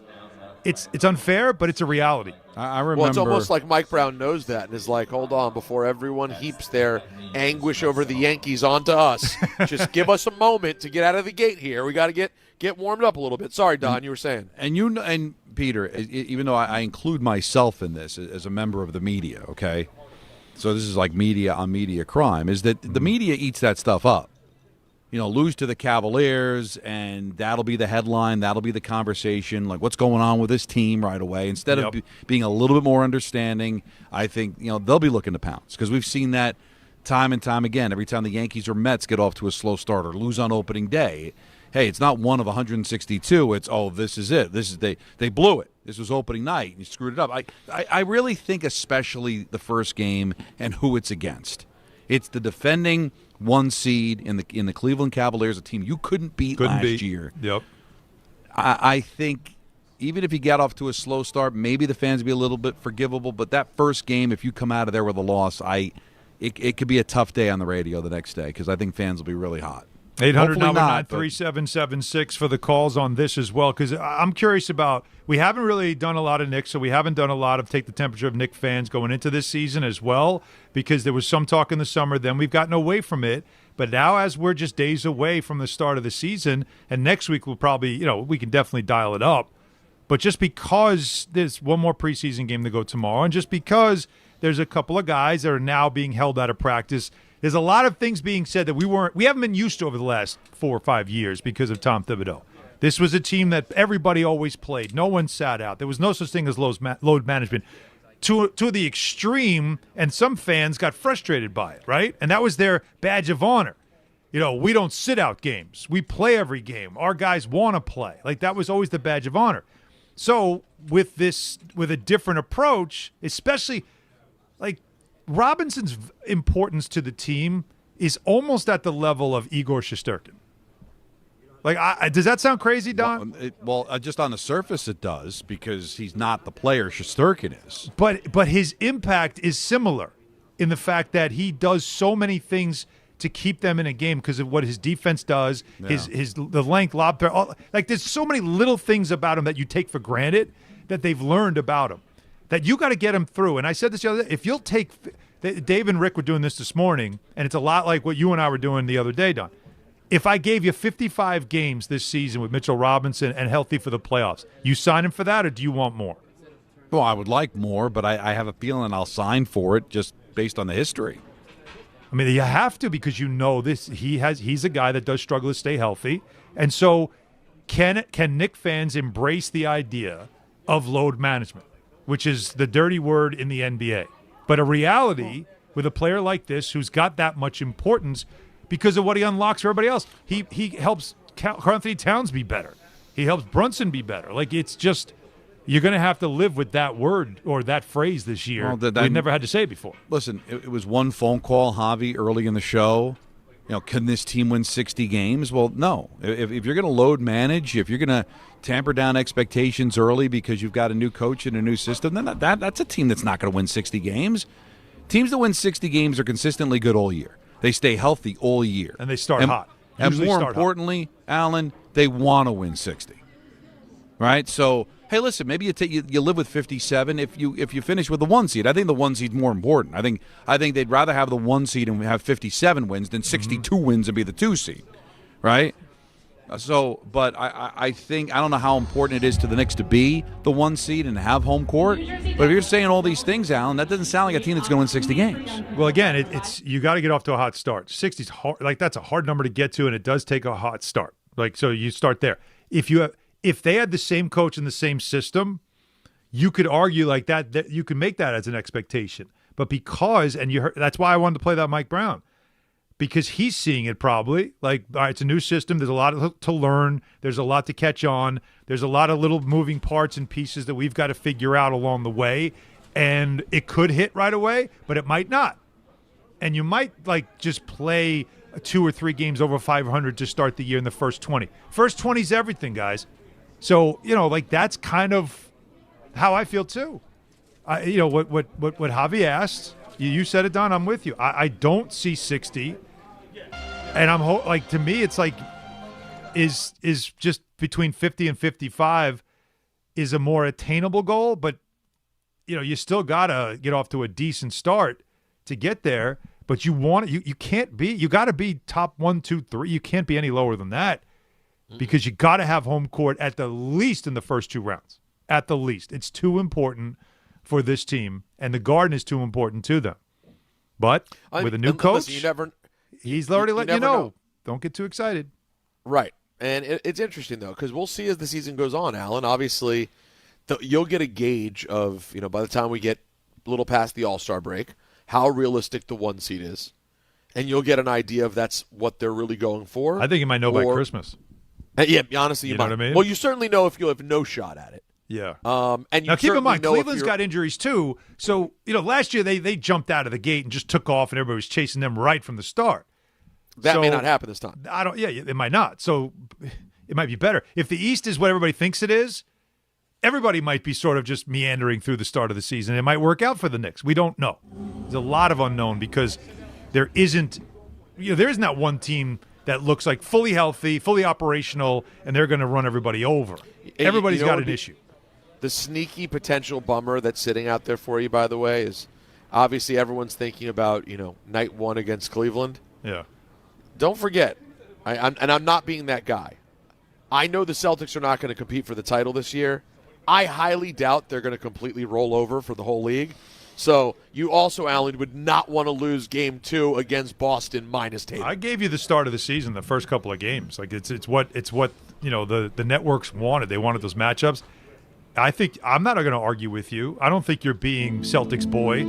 I think it's reasonable. Now Jaylen Brown's got to get over a hamstring issue he's dealing with right now. But if you know Joe Mazzulla, you don't think he's going to turn that into the motivational speech of all motivational speeches, right? Everyone's telling us we got nothing. We get to have the rare position of going from being the hunted to the hunter. It's a totally unique circumstance, and Mazzulla's the kind of psycho who will enjoy that. Yes, I think you're right. Yeah. It is something. Early in the season, you watch those little things. At some point, it'll catch up to Boston. They just don't have enough healthy bodies and talent. They're going through a bit of a gap year kind of thing with that roster. It's fine, as Tatum, is going to be out. But I can't argue it. Everybody wants to beat the Knicks too. It's almost especially the Garden. When you're a New York team and everybody's hyping you. It's almost as if they're the defending champions. They're going to have a target on their back. Yep. They didn't even make it out of the Eastern Conference to the final, and yet they're going to have the target on their back because everybody's been talking about how good they're going to be, and they're going to come out of the Eastern Conference. They're the favorites, and I think there's going to be teams that go in. You're right, into the Garden, especially with a bit of chip on their shoulder. And Cleveland's probably thinking like, all right, listen, we were good last year, man. Nobody's talking about us. Everybody's got Boston dead. Everybody's got Indiana dead. Orlando and Detroit, they're not ready yet. Milwaukee's cooked. There's a lot of pressure on the Knicks to kind of, fulfill this thing. So, and I think a lot of teams around the league are looking very anxious to try to put them in their place. 800-919-3776. We'll get back to calls. Nina in Los Angeles. Nina. Nima, sorry, but how you guys doing? Big fan. What's happening? Listen, I don't know why you guys are so worried about the New York Knicks. I think you guys are easy lock for the first in the conference. I think last year you guys dealt with Karl Anthony Towns coming in late. You guys have better chemistry now. I like the depth pieces. I know Brogdon just retired, but I really like the depth pieces of Clarkson and adding a little bit more around. I think Mike Brown's going to open up that offense much more compared to last year, and especially that cutting offense to get you guys some more easier shots and shots around the basket. Less focus on Brunson and maintaining the ball and possessing it like so often. I think you guys are easy lock for one. I'm not a big fan of the Cavs, and I think you guys have their number. And I wouldn't be surprised if you guys come out and get the number 1 seed and go to the finals. Well, that's the optimism every Knicks fan's looking for, so I appreciate the input. Now, having the Cavs number is not accurate because they couldn't beat the Cavs last year. Even late in the season when the game really didn't mean anything for the Cavs, they still brought it for the same reasons. You want to set the tone. But as I mentioned, they are also dealing with injuries to key players to start the season. The Knicks could still have like their full team ready on opening night. We don't know what Hart's situation is. We just know he's not yet practicing full with the team. He is doing stuff on the side. And you can't dismiss him. I think he's a really valuable piece to this team for all the little things that he brings. And the change in system is not just the change in like a different system. It's a whole different philosophy. Running more, cutting harder. Like it's like changing the way they play. So it's starting over again for this group. It's so weird to be talking about a team so hyped that had a coaching change too. I mean, you never see that. Yep. You don't see a team go to the conference final too often. I know it happened in Dallas in the NHL, but to have a team have that kind of a year and now a coaching change and still have that kind of hype. But, the Yankees were making it out of the American League. Remember the start of the year? Mm-hmm. Who did the Yankees have to worry about in the American League? Who was talking about the Toronto Blue Jays as being better than them? Who had the Boston Red Sox making that kind of a leap? Right? So I think the NBA is a little bit more predictable than baseball, but still, is Detroit ready to pop? Is Orlando ready to pop? Yeah, those are the two teams I worry about the most. Like if you want to do that comparison, like the baseball one that you just did, who's this year's Toronto Blue Jays? Yeah.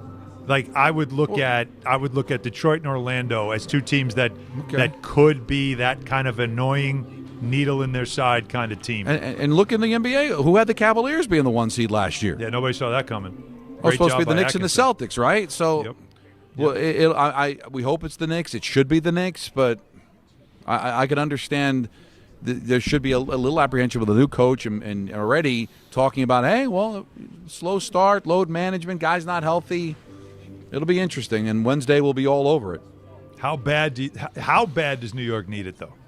After everything you've been through and the frustration off the Yankees and the football teams, like honestly, it does feel like there was already anticipation, but does it ever happen where because the rest of New York's teams aren't living up to expectations that it just puts added pressure on the one team that actually does? Not to throw shade at the Nets, but if you are a fan of football and baseball and you have a basketball team, I would say 80% of those people, the team that they root for are the Knicks, right? So if you're a Jet fan, if you're a Giant fan, if you're a Yankee fan, if you're a Met fan, and you're also a basketball fan, then you've been really hungry to watch the Knicks for a long time, especially all the hype that's around them. So, yeah, I would say a large percentage of this city needs the Knicks to get off to a good start. Amazing. All right, we have your calls at 800-919-3776. We'll get them stacked and racked, and we'll get to them. But we have That Guy Thursday coming up, which is always a lot of fun. If you have that guy to share with us, of course, call in and let us know if you came across that guy that you need to point out. That more coming up. Damen Woody, 5 o'clock hour. Stay with us. Hahn Rosenberg, ESPN New York. This fall, don't sit on the sideline because of pain. If you're tired of waking up stiff, fighting neck, back, or joint pain, and missing out on the things you love, it's time to take action. Call Dr. J. Shaw at Sandwell Pain, New Jersey's top pain specialist. Dr. Shaw is an Ivy League trained, double board certified, and laser focused on one thing: getting you back in the game. Living pain-free, no surgery, no cuts, no downtime. Just precise image-guided treatments that deliver real results. Whether it's sciatica, nerve pain, migraine, or chronic joint pain, Dr. Shaw will personalize a non-surgical game plan just for you without pain medication. Same day and next day appointments are available with offices in Woodbridge, Livingston, and Inglewood. Most major insurances are accepted, so what are you waiting for? Don't let pain keep you out of the action this season. Visit Sandwell Pain to text, call, or book online. You'll wish you met Dr. J. Shaw a lot sooner. Relief starts today, and victory over pain is closer than you think. Long Island is brewing some spooky fun at Jake's 58 Casino Hotel. We're celebrating this October for our $50,000 Witchy Wednesdays drawing. Be here on Wednesday, October 1st, 15th, and 29th from 3 to 7 p.m. when 2 winners will be drawn every hour to pick a witch's hat and win up to $5,000 cash. Club members can conjure up to 5 times entry multipliers. Fly over to where Long Island wins at Jake's 58 Casino Hotel. If gambling is a problem for you or someone you care about, please call the 24-hour toll-free helpline at 1-877-8-HOPE-NY or text HOPE-NY. Did you know women account for 2/3 of all Americans living with Alzheimer's and 2/3 of all Alzheimer's family caregivers? Join the Alzheimer's Foundation of America at its Women Empowerment Forum on November 5th in Amityville to learn practical ways women can reduce their risk for Alzheimer's and enhance quality of life for themselves and their loved ones living with Alzheimer's. For more information or to register, visit alzfdn.org or call 866-232-8484. Don't take slow for an answer. Not so easy when you're stuck in traffic. But mere inches from someone else's bumper, you can dream of faster things. Like Optimum Fiber, the fastest and most reliable fiber internet, starting at $40 a month. So while you can't always switch lanes for a faster route, you can switch providers for a faster connection. Optimum. Don't take slow for an answer. Call 888-4OPTIMUM or visit optimum.com/fiber today. Terms apply. See Optimum.com for details. Hey, it's Alan Hahn. Let me tell you about my friends at Bath Fitter. They remodeled the bath by my pool. They converted a tub into a shower. The result is amazing. Bath Fitter offers all types of custom bath renovations, including their unique PermaFit solution for a watertight fit. It's done in one day, easy to clean, and durable with no demo or mess, and it costs less than a standard replacement. Plus, a lifetime guarantee. Right now, you get no money down, no payments, or interest until 2027. So start designing your bath today at bathfitter.com. There's only one Bath Fitter.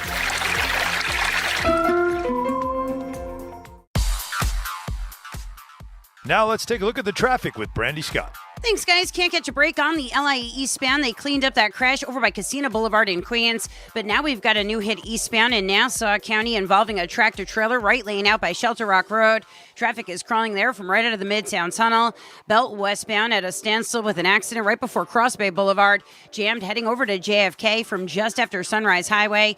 Then some solid pockets of slowdowns on the westbound belts heading over to the Verrazano in Brooklyn from the Mill Basin Bridge. Inbound Georgia about 15 to 20 for the upper deck. Best of it's the outbound side, Henry Hudson. Cross Bronx westbound, slam from the Bruckner on through. Outbound Lincoln Orange about 30 to 40. Outbound Holland 45 plus. This report is sponsored by Mothers Against Drunk Driving. For victims of drunk and drug driving, your grief is unique, but you're not alone. You always have a place at MAD. Visit MAD.org. I'm Brandy Scott on 880 ESPN New York. D'Agostino, law, bite back. I'm injury attorney John Ryan D'Agostino, nicknamed The Closer, continuing D'Agostino and Associates' legacy of helping the injured for over 35 years. My father, John D'Agostino, built this injury firm to help accident victims. This is John D'Agostino, and this is a family firm. For us, it's about doing what's right and making sure somebody pays for your pain. Call us first at 1-800-BITE-BACK. That's 1-800-BITE-BACK. They call me The Closer because big or small, in court or out, I'm fighting to get the job done, to win, to get you every dollar you deserve. D'Agostino and Associates has offices throughout New York and New Jersey and will come to you. I've been there and I'll be there for you. Call us first at 1-800-BITE-BACK. 1-800-BITE-BACK. That's 1-800-248-3222.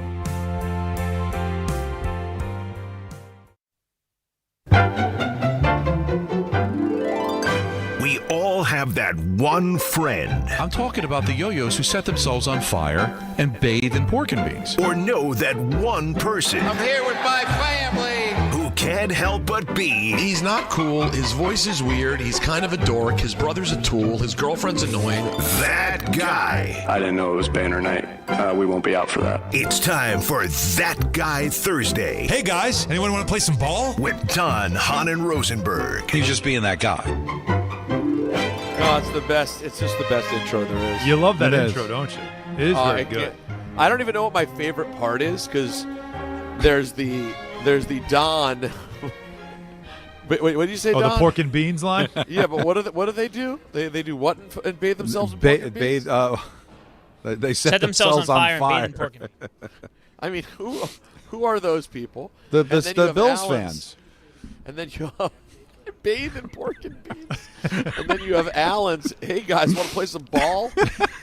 I mean, it's fantastic. Really, very few times can you actually circle the greatest thing you've ever done. And whoever made that open, that's it.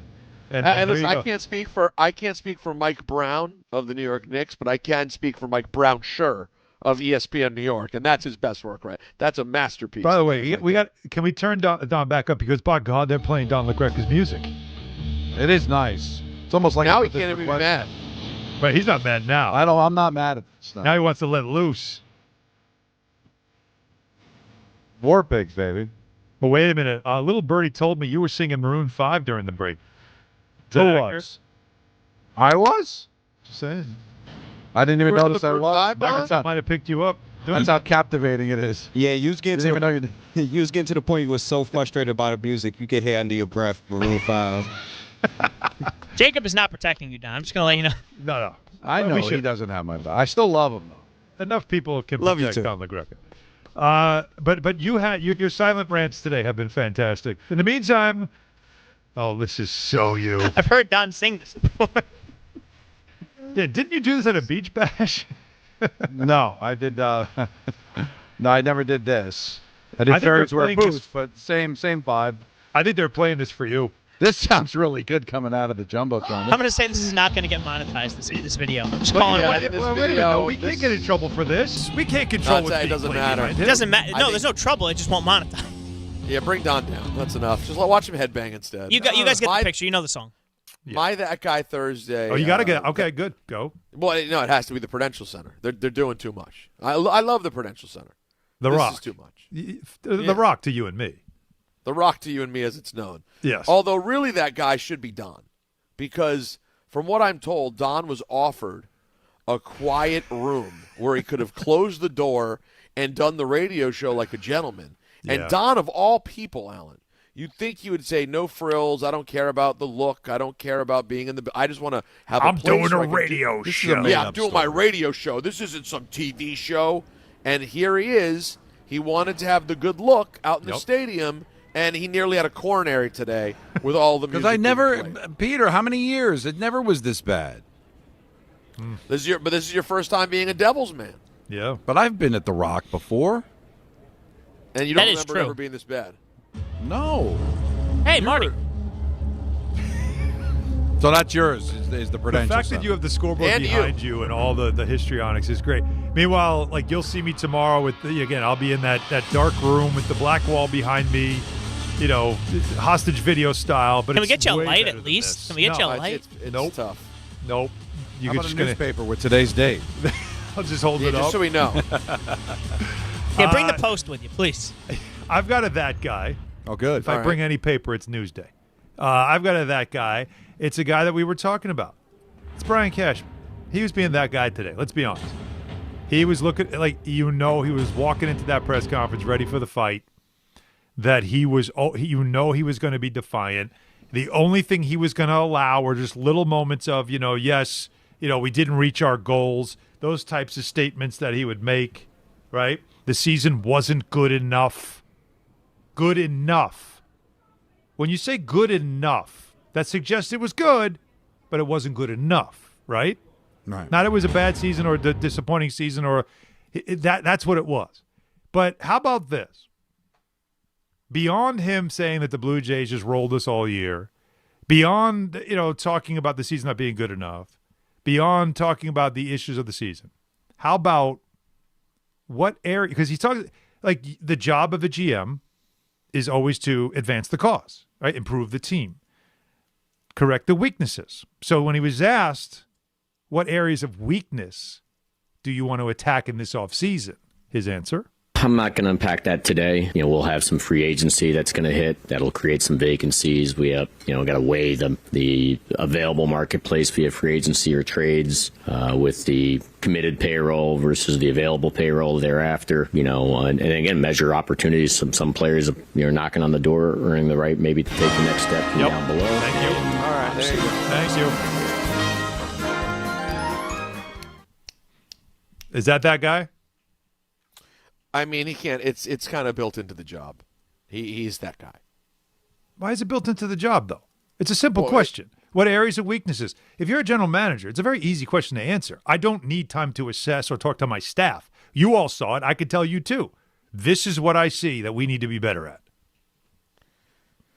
Yeah, I suppose there is probably a way that one could answer that without being completely that guy. You could pick a couple of things where you feel like you could all safely agree. Just give the people something. Give them what I felt like today was a big FU to the fan base. Instead of, you know what, I need them to feel included, and let me just give them just put a little something. Just sprinkle something out there for the guppies in the water. Just sprinkle it out. A little bit of fish food. Something to bring them to the surface and fatten their belly, right? Instead, you're doing the all is well thing. And you're doing we've got to do our process and go through it. Come on, man. Just be regular for 5 minutes and just point out the obvious. Bullpen wasn't good enough. We tried to fix it. Didn't work. That's got to get better. Bottom of our lineup. Got to get stronger. Some of our young guys, we got to keep developing, get them better. Right? We're going to have issues starting pitching to start the season, so clearly we're going to have to be ready for that. He could say the most obvious things. But at least as a fan, you're just sitting there. You can lap up something instead of leaving them angry. And that's what I feel like that's what he's doing when he does stuff like this. We're not going to talk about it right now. No, this is the exact time to talk about it. That's how I feel. It's just it's an absolute disconnection with the fan base. And today wasn't about media. Today was for the fans. They wanted to hear from the leadership of the organization of why, once again, we don't have a parade this year. Just give them something. And he didn't do it. Yeah. No, year after year, it's become sort of the same thing. Yeah. And am I wrong? No. You're 100% right. And I like where you're coming from with that. I'm going to stick with New York, and I'm going to stick with a head coach this time, and I'm going to go with Aaron Glenn as that guy. I love it. We didn't dive into it too much yesterday when we were talking about Glenn, but again, with the feistiness with the media, especially, you're 0-6. And, when someone asks a question about, why don't you throw more with Fields? And his answer is, well, if I throw more and he gets interceptions, then you'll complain about that. Yeah. Well, I'm sorry. Are you making decisions based on what the media is going to ask you in the press conference? I am, and I know it did sound like that's a great point, Don. It did sound like I knew you'd ask me, and I didn't want to have to deal with it. Why don't you worry about winning the game? And I listen. I don't think he's motivated by that, but just to even bring that up, give me a football answer. Don't give me no. Of course, why wouldn't they complain, Aaron? You're 0-6. That was a historically bad offensive performance in London. All right, I mean, come on, man. You were aggressive to start, and I got that. I mean, I didn't love it, but I guess you wanted to kind of lay a new groundwork that there's a new sheriff in town. You're 0-6. Don't start making it seem like you're making decisions based on what the media is going to be asking you. So I thought he was that guy yesterday, and I don't like how he's handling this. Yeah, it is interesting that he did put that back on the writers. There was a lot of things that he revealed yesterday in his address that kind of really caught my attention, and just in regards to Justin Fields and how they feel about him. And when he's asked about the offense and you're throwing it, you're having him become a pocket passer when we all know the guy is at his best when he's using his legs and he's running around. And, he admits that the approach is a situations by situation deal, that what the Broncos were doing was dictating what they were going to do. And when he explained it, the one thing I will say in his defense, as we're talking about a guy that we feel might be over his head, I will say that his responses to some of the challenges to strategy, he had an answer for everything. He had a reason, and I'll at least give him that. I will say again, while I'm with you, yes, Don, that kind of stuff is not necessary. You're being that guy. But I continue to contend when it comes to Aaron Glenn, if we all can agree that he's not getting fired in year one. And if he does, that's a Woody Johnson problem, which would continue to scream the organization has an issue at the very top and nowhere else. But if we're allowing players to develop, if we're allowing quarterbacks to develop, living with mistakes as they go through it, why can't a rookie coach develop? You're going to tell me that he can't learn from mistakes, that he can't go through something once or twice and make a mistake and make a bad decision, and then the next time it comes around, learning from it, knowing, okay, I remember when I did that, and that was dumb. Let me fix it. Why can't you do that with a coach? Why can't you have that? Because Todd Bowles went through that with the Jets and learned some stuff, and then he went somewhere else and he became a really good coach. Here's the thing. What do you got? Aaron Glenn will get the opportunity to do that, and I think he will be allowed that grace once he wins a couple games. You can't. No one has grace for a 0. You got to get like one of these games that they're capable of winning, because Alan, there's already been 2 or 3 of them. Oh, I get it, but you got to just get a couple. All right, how many of the 6 losses were because he was incompetent or because the talent was incompetent? Fair. I mean, it's a fair question. No, it is a fair question, and I wouldn't let him off the hook. I'd say for 3 of them, I have him squarely in there as well. But certainly the talent's been an issue in all the games. But I think that as soon as he wins 1 or 2 of these games and they realize, fans say, okay, it's not going to be a historically bad season. It's just going to be a bad first season. I think they'll be willing. But until they get there, they're still viewing, oh, my God, are we going to go 0-17? Are we going to go 1-16? Are we going to go 2-15? I think once you get to like the 3 and 4 and 5 win area, everyone will calm down and let Aaron Glenn get a chance. I think you're right. There's a panic there, Alan, because of that 0. It was sitting right there for him last week. They could have had that game. It was meant for them to get. Undeniable. And it's like at the end of the first half and the end of the game, it felt like they didn't want it. And that's a tough feeling for fans. Yeah, that's undeniable. Now, coming up, I'm going to give you a reason why the wins could be coming. As crazy as it sounds, there is data that tells us the wins are probably coming. And if you're a Giants fan, there's a number I'm going to give you that's going to make you say it's going to get a lot harder, and we don't expect. Like when you start to buy in, it's actually going to get harder for the Giants. That's coming up. Don and all the noise in its glory at the Rock. Let's hear from Don one more time. Don, we're checking in with Don at the Rock. I'm here. Everything's quiet now. All right. Oh, we got a moment. There we go. I was there. Just in time fight through it. to go to break. 800-919-3776, your calls and more. And Don, live at the Rock. Don Hahn Rosenberg, ESPN New York.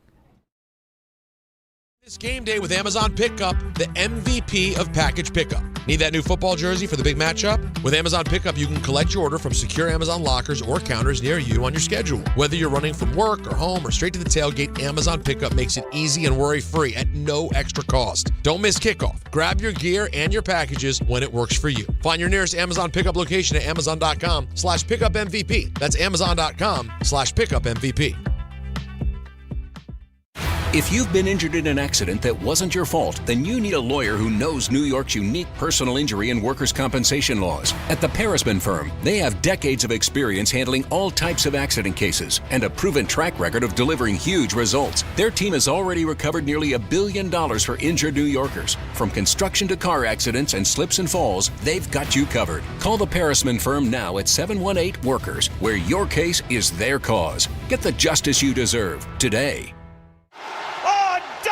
Dropped right down the chimney by Justin Fields to Garrett Wilson, and the Jets have the lead.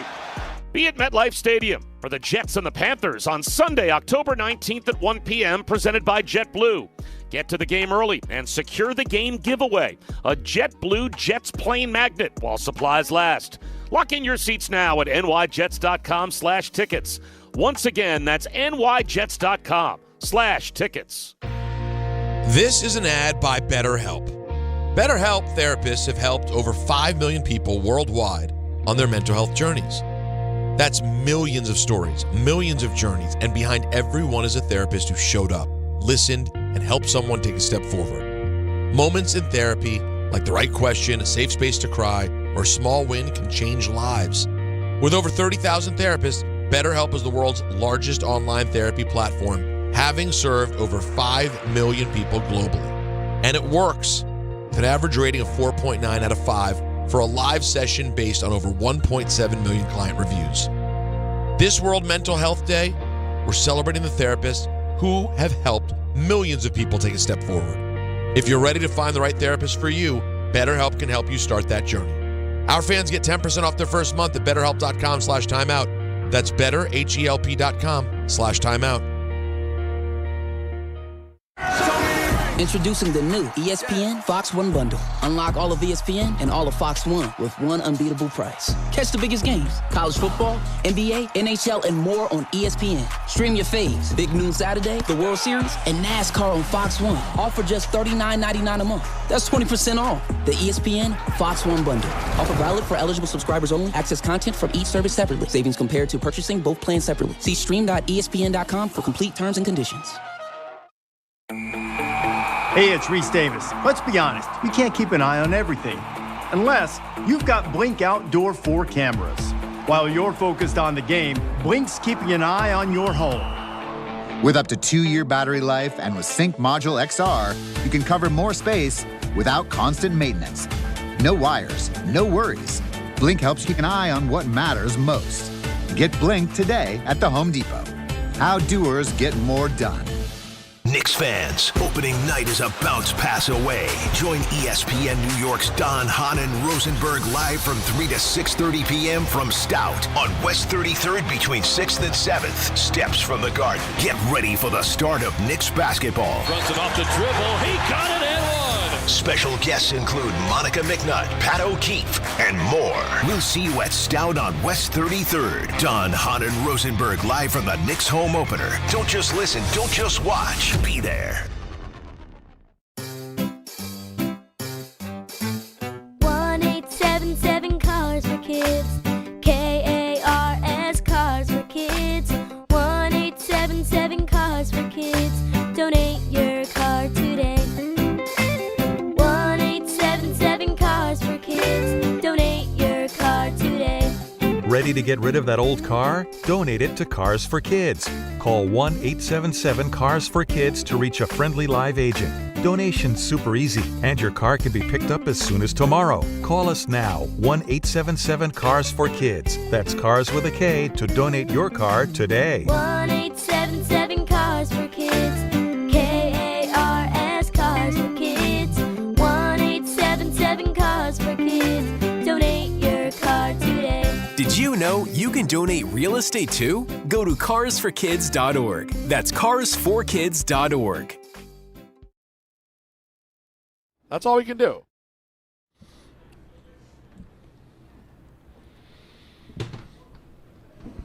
All right, so I got a couple of stats for you. Now, again, I will acknowledge the morning show because they brought this up. It caught my attention, and I thought, and if you don't acknowledge it, God forbid, I mean, emails will get sent. Get upset. People will be upset. Yeah. Yeah. I mean, look, it's media, it's radio. People steal all the time. But I will acknowledge, as heard on DNR this morning, if you want to be a Jets fan, here's reason for optimism. Okay. If you want to believe that Aaron Glenn will actually win a game, if not more than one game, some fans don't want him to because they want that number one pick and get the quarterback. I understand. But the reason to believe why there is the potential for the Jets to escape this season without a 0 in the win column is this. Of the remaining schedule, the Jets have the 4th easiest remaining strength of schedule in the entire NFL. Okay. 4th easiest. So they've got teams like the Saints, the Browns, the Dolphins, the Bengals, Panthers this week, which, again, and I acknowledge that all those teams I just mentioned, when you look at their remaining strength of schedule and you see their easier opponents, the Jets are on every one of them. Yes. Right? Yeah. And then the Ravens, too, which, by the way, the Ravens are not the Ravens that we used to know. They are not good. No. So you got to feel like if Glenn is true to what he says about internally and the players still connected and they are just cleaning up some messes, they felt good about their defense last week and they build off that. He talked about consistency with their defense and then still building off an offense that has been a struggle. We don't know if Garrett Wilson's even going to play this Sunday, but the schedule does provide them the ability to at least play opponents that are as bad as they are. and you'd think just by, I don't know, even by accident, you might win one or two of these games. They're not going to go 0-17. That's really, really hard to do. Yeah. But I also don't see them winning all these games either. Now, I watched a lot of the Bengal-Packer game, and listen, Flacco got off slow. but the Packers couldn't put them away until late. If the Bengals play that way against the Jets, they'll beat the Jets.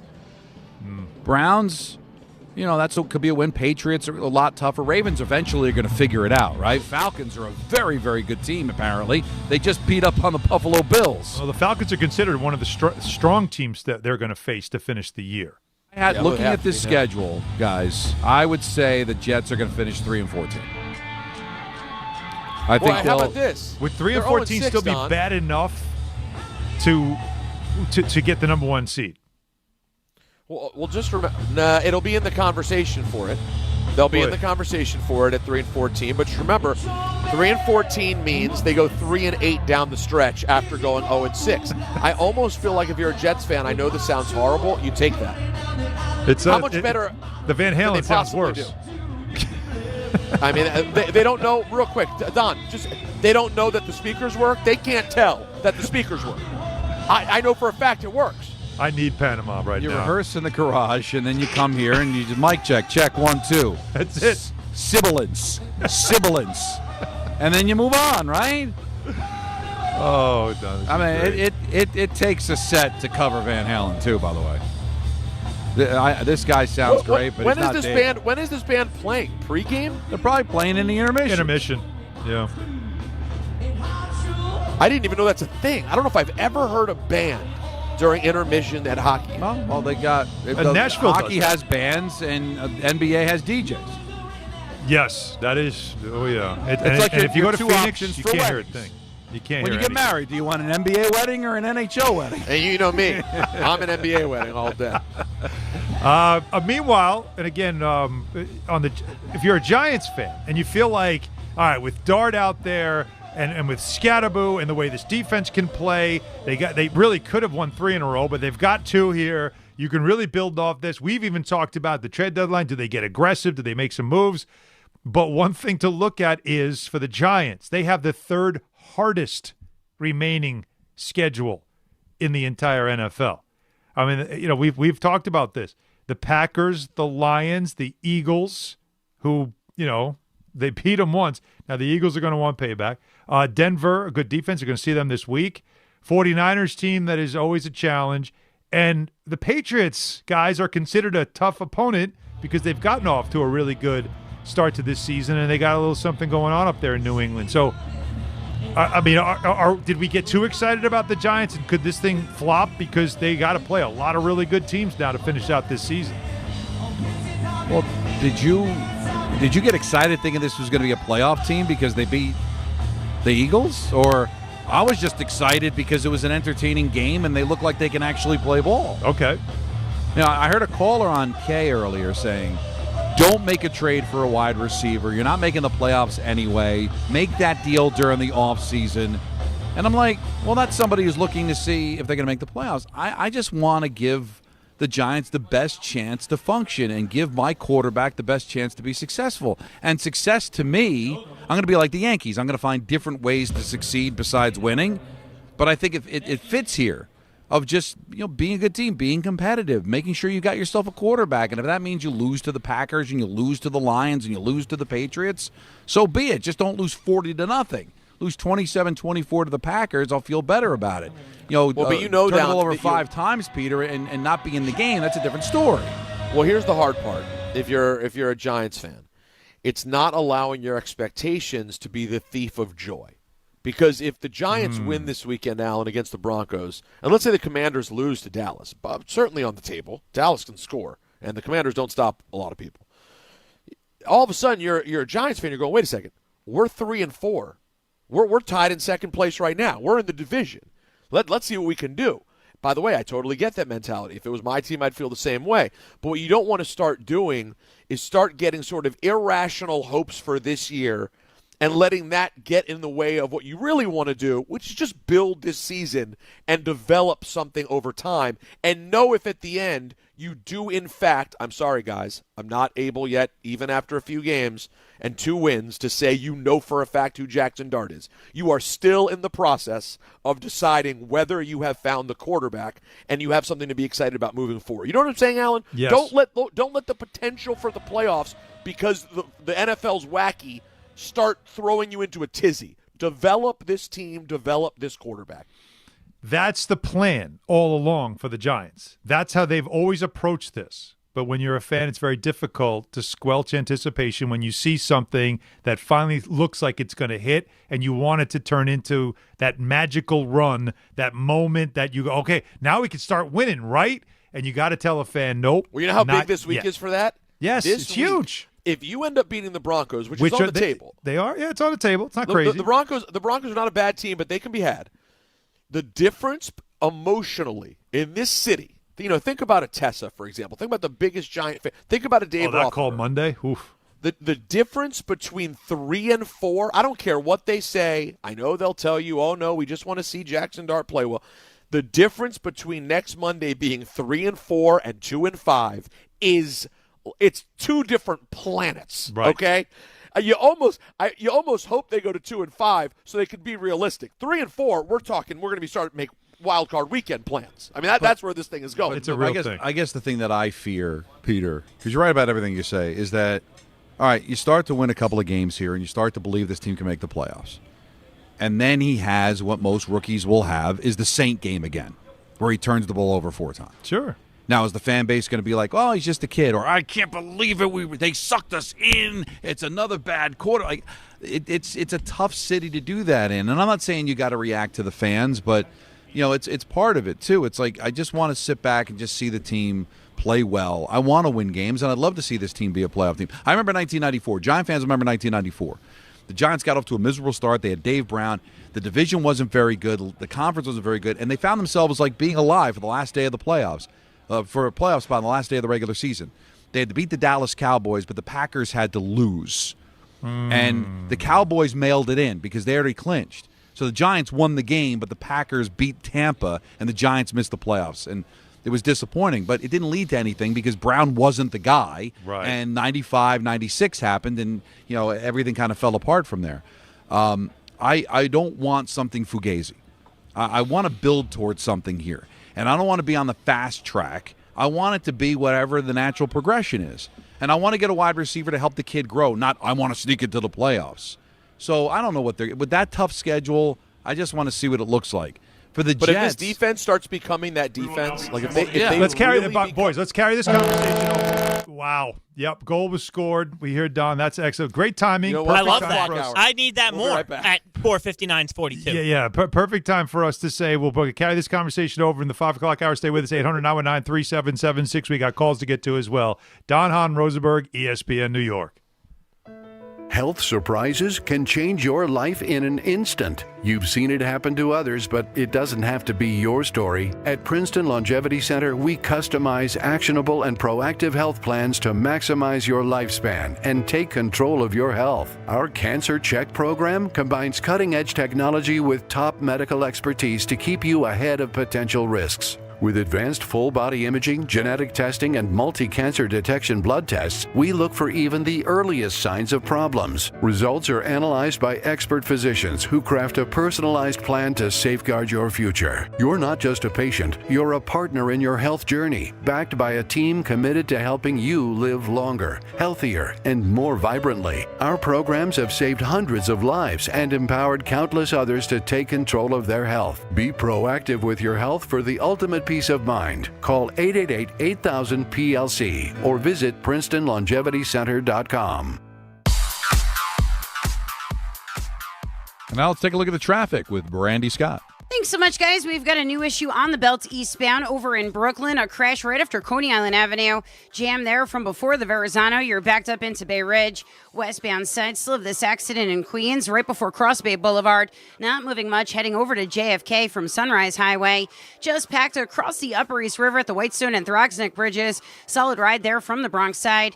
All of your approaches the outbound George are jammed. West Side Highway northbound, some solid slowdowns from the 50s on up. Inbound Georgia, about 15 to 20 for the upper deck. Lower level, about a 5 to 10 minute ride. Outbound Lincoln Orindia, 30 to 40. Outbound Helena, close to an hour. This report is sponsored by the Positive Coaching Alliance. Questions about youth or high school sports? Well, the PCA can help. It's a national nonprofit developing better athletes and better people through youth and high school sports. More info at positivecoach.org. I'm Brandy Scott on 880 ESPN New York. Don't take slow for an answer. Not so easy when you're stuck in traffic. But mere inches from someone else's bumper, you can dream of faster things. Like Optimum Fiber, the fastest and most reliable fiber internet, starting at $40 a month. So while you can't always switch lanes for a faster route, you can switch providers for a faster connection.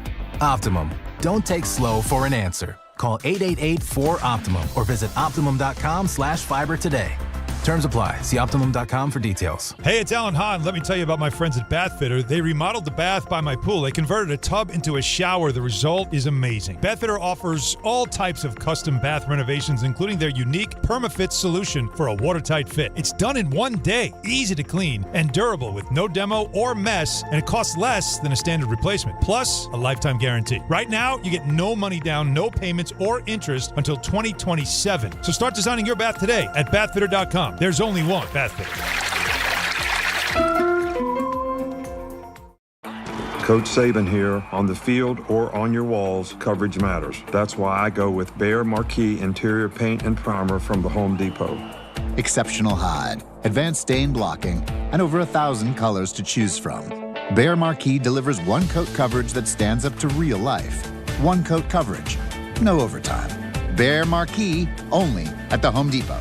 How doers get more done. Valid only when tinted to colors from the Behr Marquee Interior One-Coat Hide Collection. Caffeine doesn't have to be bitter or boring anymore. 5-Hour Energy shots are bringing the flavor and energy. One of my personal favorites, Strawberry Banana. It's giving smoothie vibes in a compact caffeinated shot. Whether you like your energy sour, fruity, or tropical, with 17 flavors, there's something for everyone. And yeah, it's got as much caffeine as a 12-ounce cup of coffee, but with zero sugar and no crash. Big flavor, tiny bottle, tasty caffeine done right. You can grab yours in-store or hit up 5hourenergy.com or order on Amazon today. Hey, this is Mika Zibanejad. Hey, this is Adam Fox. Catch every Rangers game right here on 880 ESPN. WHSQ and WCBS-FM HD2, New York. 5:04 in the big city. With Don LaGreca and Peter Rosenberg, I'm Alan Hahn. We got you in the 5 o'clock hour at 800-919-3776. Don at The Rock with all the music and the pomp and circumstance of the home opener for the Devils tonight against the Florida Panthers. You can hear Don on the call on MSG Network tonight. Puck drop 7:30, Don?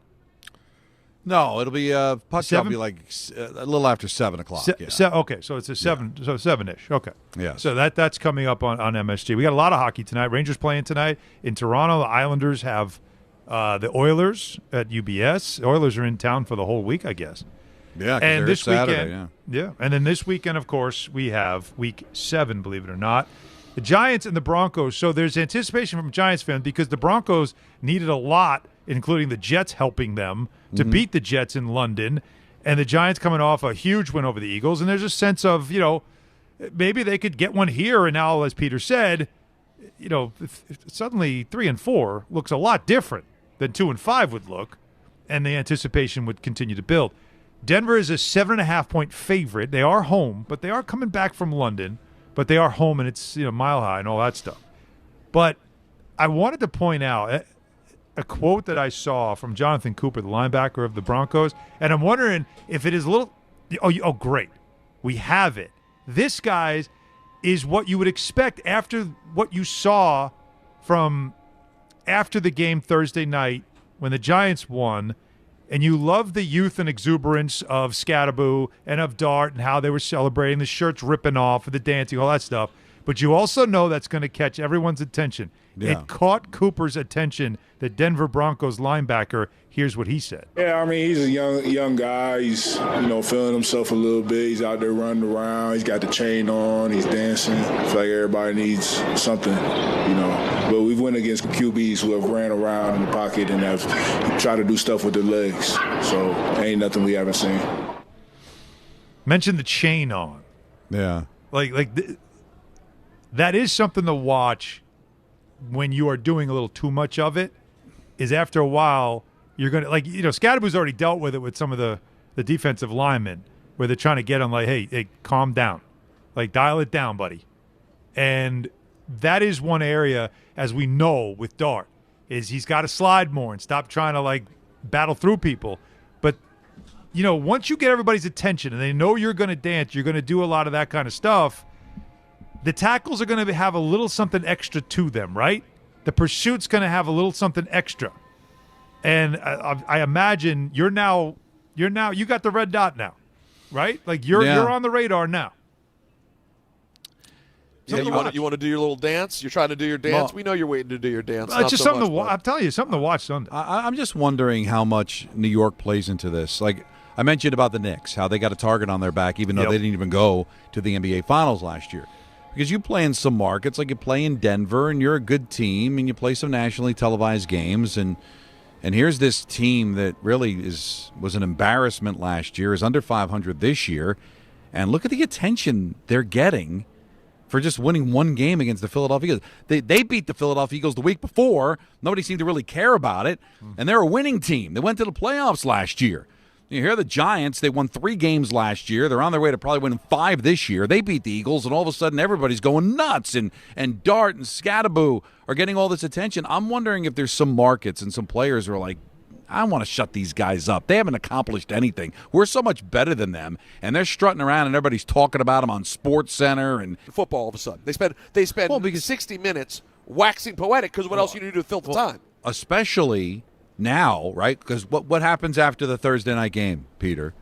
They basically do like adjacent to a late night talk show. Yeah. And with the winning team. With the winning team on the field, right. And so it's almost like they're doing it's Letterman. And the league watches that stuff. The players probably watch that stuff.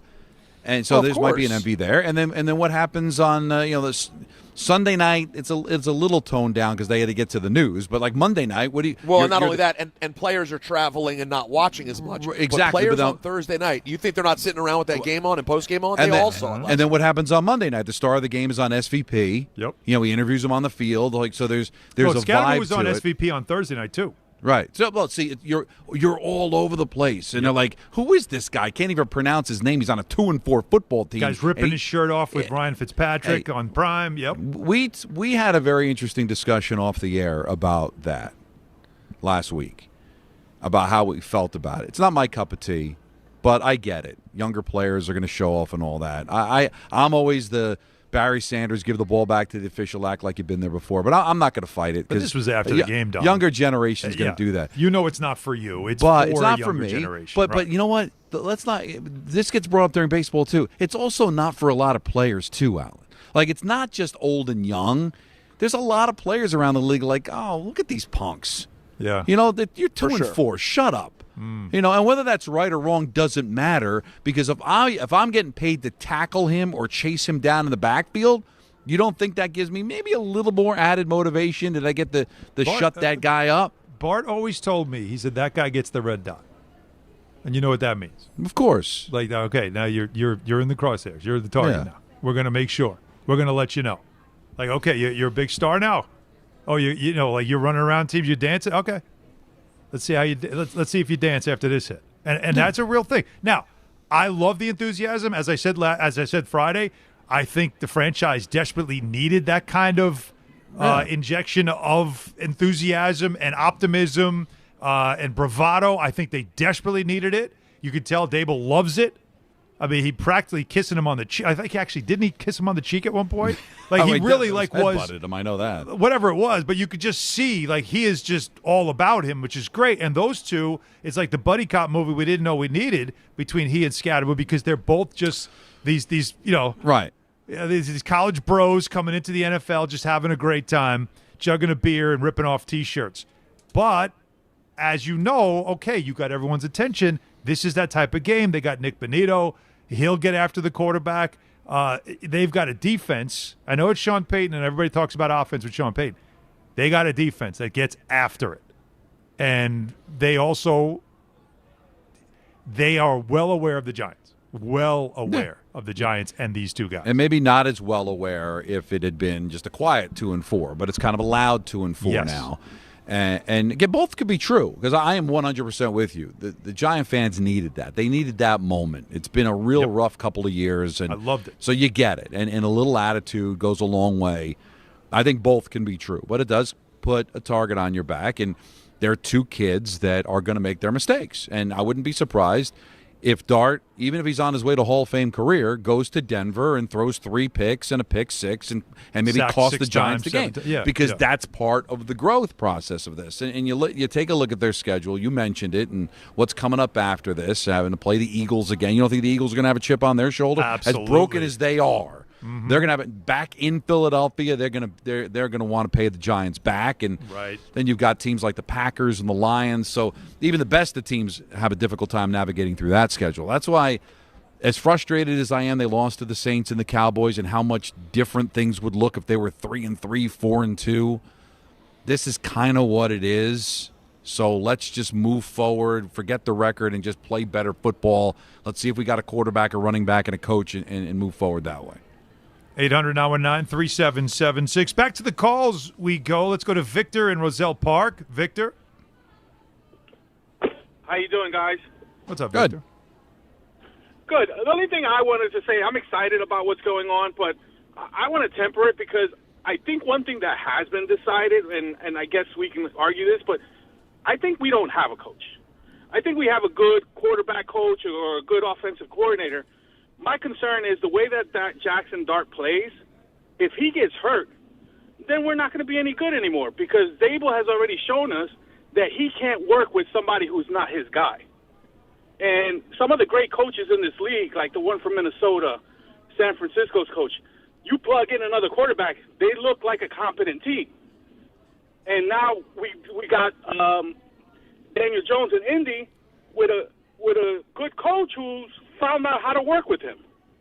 So I think one thing we have learned is that Dable isn't the right coach. And unfortunately, all this excitement and all these wins that we may get this year might make us hold on to Dable. And with the way Jackson Dart plays, if he gets hurt, we're not going to be any good again. So are you, Victor, what are you rooting for here then? Because it sounds like you're concerned with the more Dart plays well, the more Dable is going to be secure in his job, which is entirely accurate. But as a Giants fan, are you conflicted right now on what to root for? No, because I'm a Giants fan. I'm rooting for the Giants to do well. Okay. I just feel like if this in fact happens where Dart is playing well enough, that we're going to be stuck in another limbo because, let's just say Dart is will remind me a little bit of Burrow, getting hurt every year. And then now we're stuck with Dable because they're going to say, oh, well, Dable needs his guy. Dable needs his guy. Well, I mean, the Giants need a guy. Well, first of all, you're throwing injury into it. You also just thank you, compared Victor. him to Burrow in any way possible. But you're right. I mean, I think what he's trying to say is, let's say they do discover the quarterback, and that makes you keep the coach, and then he turns out to be Joe Burrow, where he can't stay healthy, and then you got a terrible coach. That's just trying. You're digging too deep to find negative. Yeah. All right.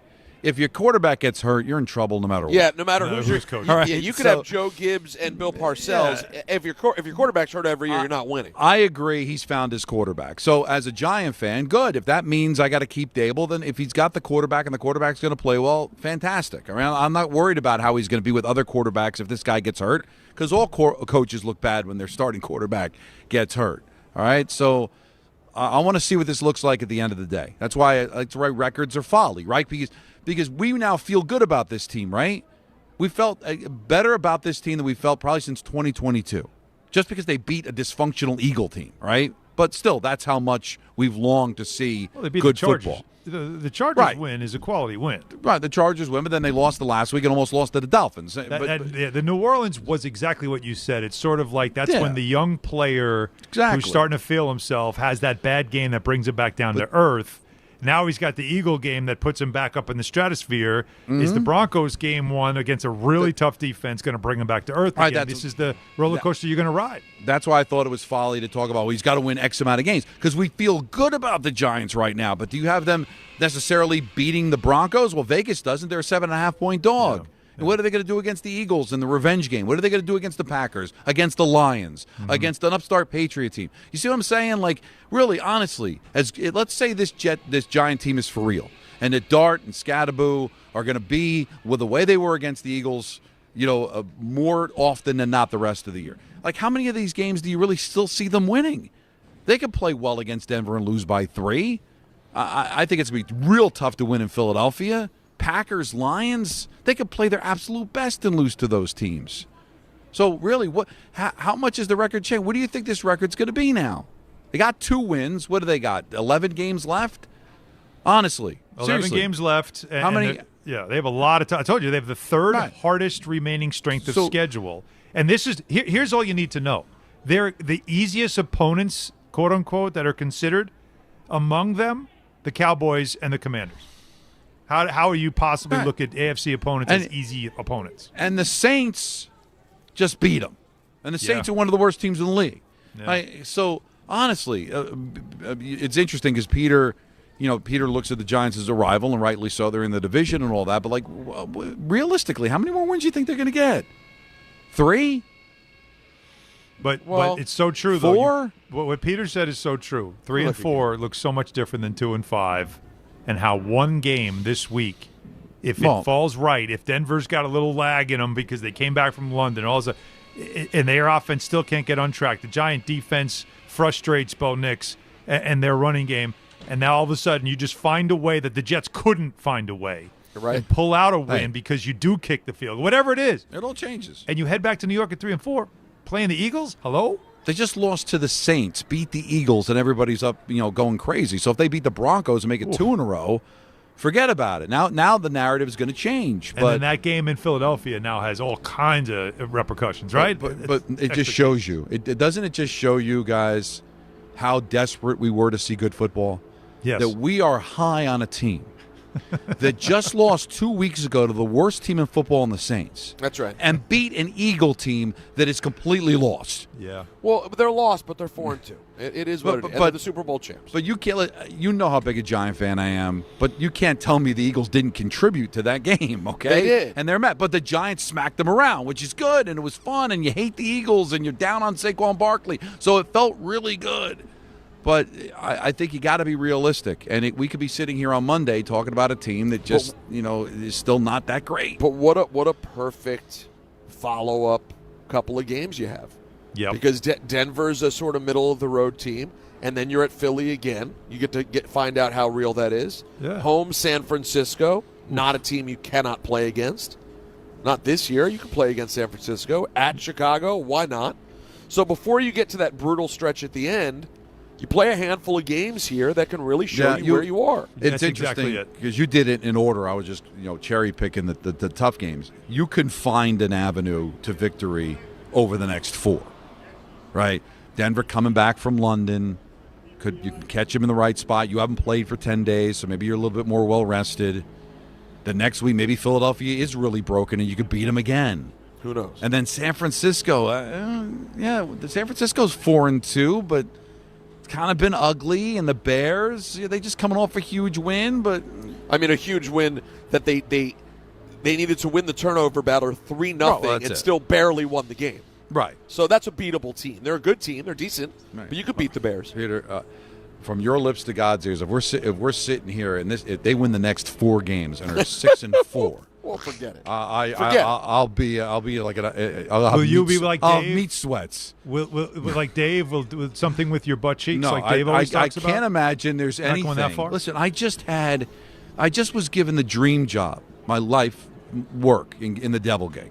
Never even came into thought about that. You'd spread something. I never thought. Never came, Peter. It never occurred to me when they called and said, "Would you be interested in the Devil job?" My butt, it didn't enter the conversation. Never mind opening it up. Your butt never entered the conversation. I've seen my team win Super Bowl. I saw the helmet catch. Again, nothing happened below the waist. No, nothing happened below the waist. Helmet catch? Nothing? Well, I'm going to tell you, I can't believe we're having this conversation. It's more front than back. There's no back conversation at all. Never mind. Sure. It's closed. No. I think Dave. I think Dave revealed a little bit more than he wanted to in that. But now segment. he's leaning into it, so I respect it. Let's go to Jay in Queens. Jay, you're up next. Hi, good afternoon, guys. You guys are great entertainment for New York traffic. As a Giant fan, I'm kind of with you, Don. I want to have tempered expectations. I want to see how the progression of Dart goes.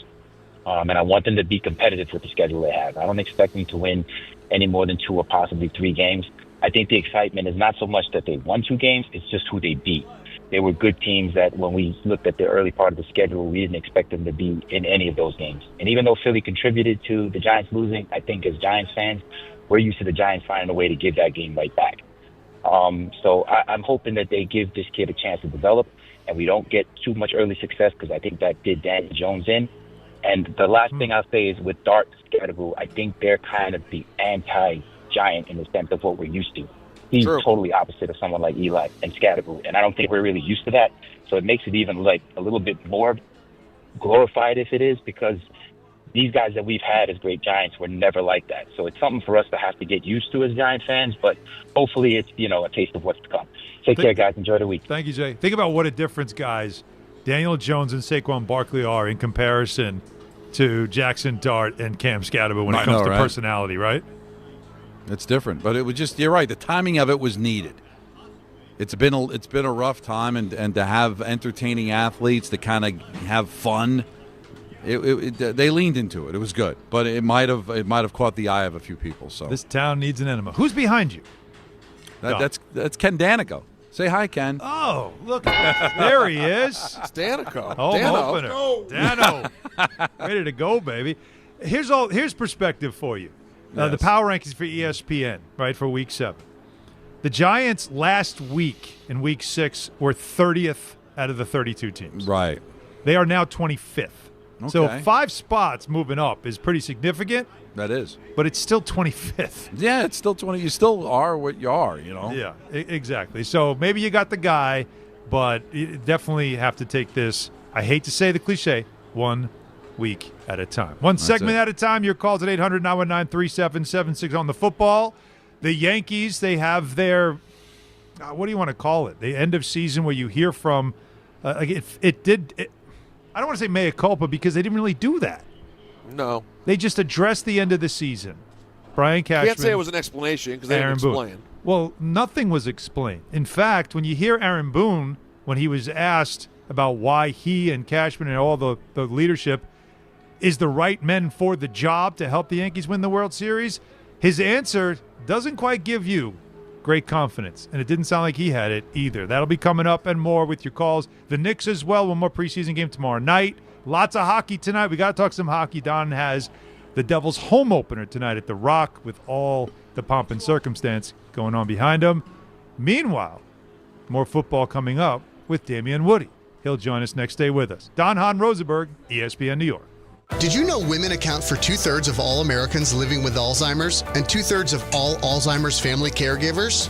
Join the Alzheimer's Foundation of America at its Women Empowerment Forum on November 5th in Amityville to learn practical ways women can reduce their risk for Alzheimer's and enhance quality of life for themselves and their loved ones living with Alzheimer's. For more information or to register, visit alzfdn.org or call 866-232-8484.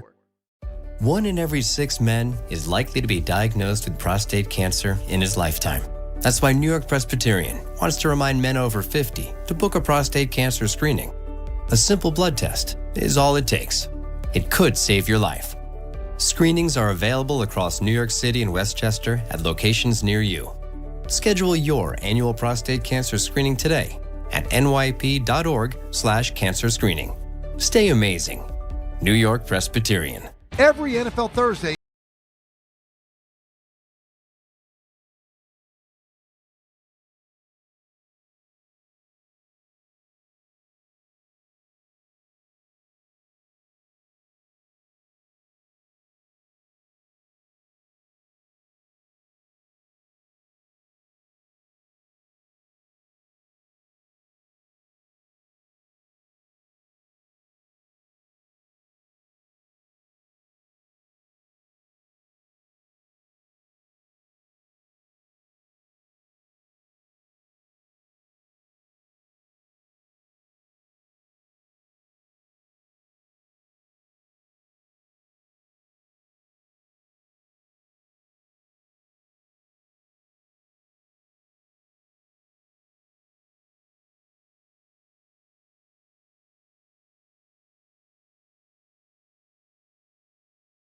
D'Agostino & Associates is a legacy firm, and I'm proud to be a part of that legacy. I'm Jenna D'Agostino, and like my father, I fight to get justice for the injured. The hustle and grit of these streets shaped me. I'm John D'Agostino, and from the concrete to the courtroom, I built this injury firm 35 years ago to get accident victims justice. So call my team first, 1-800-BITE-BACK. That's 1-800-248-3222. You want justice? Think Jenna D'Agostino. Think D'Agostino & Associates. Justice isn't just a word. For us, it's a way of life. It's having compassion for your struggle and getting you paid for your pain. Now that's justice. D'Agostino & Associates means being there for the injured.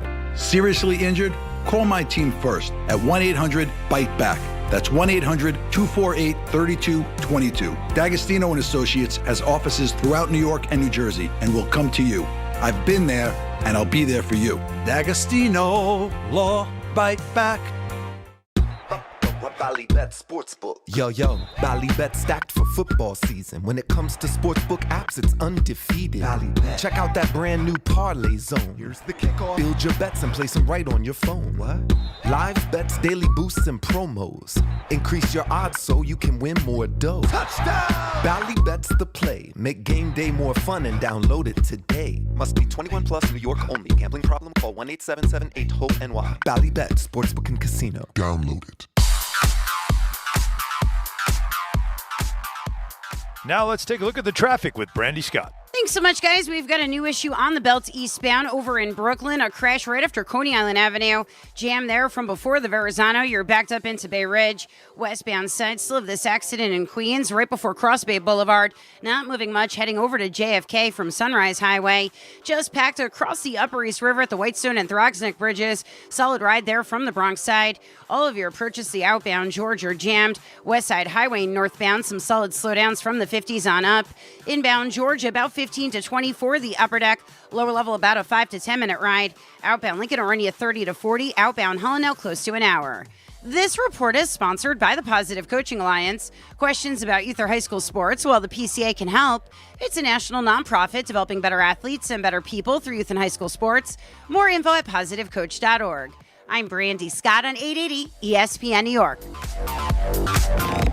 Dave Rothenberg here to tell you about my friends at Bathfitter. Now, they converted my kids' bathtub to a shower and did an incredible, really an unbelievable job. They offer all types of custom bath renovations, including their unique PermaFit solution for a watertight fit done in just one day. Durable and easy to clean with no demo or mess and lower cost than a standard replacement. And a lifetime guarantee. Right now, no money down, no payments, no interest until 2027. So start designing your bath today like we did at bathfitter.com. There's only one Bathfitter. The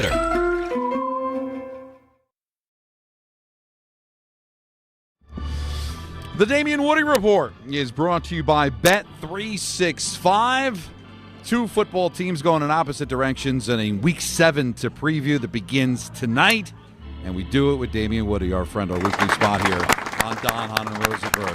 How are you, buddy? I'm good, guys. How you guys doing? Well, the Giants, man, I mean, nobody expected them to beat the Eagles, never mind destroy them. And now everybody's high on this team. Where do you think they can go with this? Was this a one-off, or is this maybe a sign that they finally kind of figured it out and will be a better football team over these last 11? Yeah, I mean, listen, we don't know. That's the answer, to be quite honest with you. We know the struggles that the Philadelphia Eagles have had, with their team, and the Giants have played an absolute great game against them. Obviously, we continue to talk about the energy that the young guys have been playing. Because the quarterback and the running back, those guys have been outstanding, and it permeates to the rest of the squad. And so, listen, this is the thing when you play young guys. You're going to get the highs and you're going to get the lows. And so the thing you strive for is consistency. We just need to see more of what we saw against the Philadelphia Eagles before we can really start to draw a conclusion about the Giants. D. Wood, on the Jets, you had a lot to say this week in the last couple of days about the Jets situation. I know you got blood in the ground there, so it's personal, but all of it really resonated with me. And the first thing I wanted to ask you about just out of the gate was a tweet that you had in regards to basically saying, if you're going to give me nothing as a passer, then put Tyrod in there. It's not fair to the rest of the team that's fighting their tails off right now. So you made it pretty clear. If you were an offensive lineman, you'd be saying on that sideline, how are we not making a change? which we all thought was happening at halftime. It didn't, and it's still not happening. How do you feel about it? Yeah, I mean, listen, here's my thing. You watch the game, and this is the first time in, I don't know, all year that the Jets defense came to play. Those guys played inspired football, and the special teams came to play as well. They got great field position for most of the game. And so it was clear as day that the quarterback, whether you want to call him shook, he just played too conservative. He's taking sacks. He's scared to let the ball rip. Whatever you want to call it, he was a detriment to the team, helping the team win a football game. I think that's the most important thing. Like, it's not about somebody's feelings. It's about winning a football game because you owe it to the other guys in the locker room to do what's best in the best interest of the team. That doesn't mean you got to bench him moving forward. It just means that, hey, at this point in time, we need a spark in this game to try to win a football game, and then we'll deal with the rest later. How draining is it, though, for a defense, Damian, to do the job and the offense can't deliver, more than 14 points to get you a win? Yeah, it's draining. I mean, I've been on the other side where the offense can, offense doing things and the defense can't do anything. And so it's after a while, man, what you tend to see is, you can bring about schisms in the locker room because guys feel like, hey, man, you guys not holding up your end of the bargain. We're fighting our tails off. And yeah, it's a team sport, but man, we need to play complementary football. We need something from you guys. And so, I know those guys, Aaron Glenn is trying to keep those guys, a tight-knit unit, and all those guys don't say the right things. But, man, it's just disappointing when you're seeing, 2 out of the 3 units, really battling, and one just really was detrimental in the loss, last week. Of a young head coach or a coach that's in over his head? Well, listen, I think we're going to, it's too early to say right now, but I think here's my thing, Don.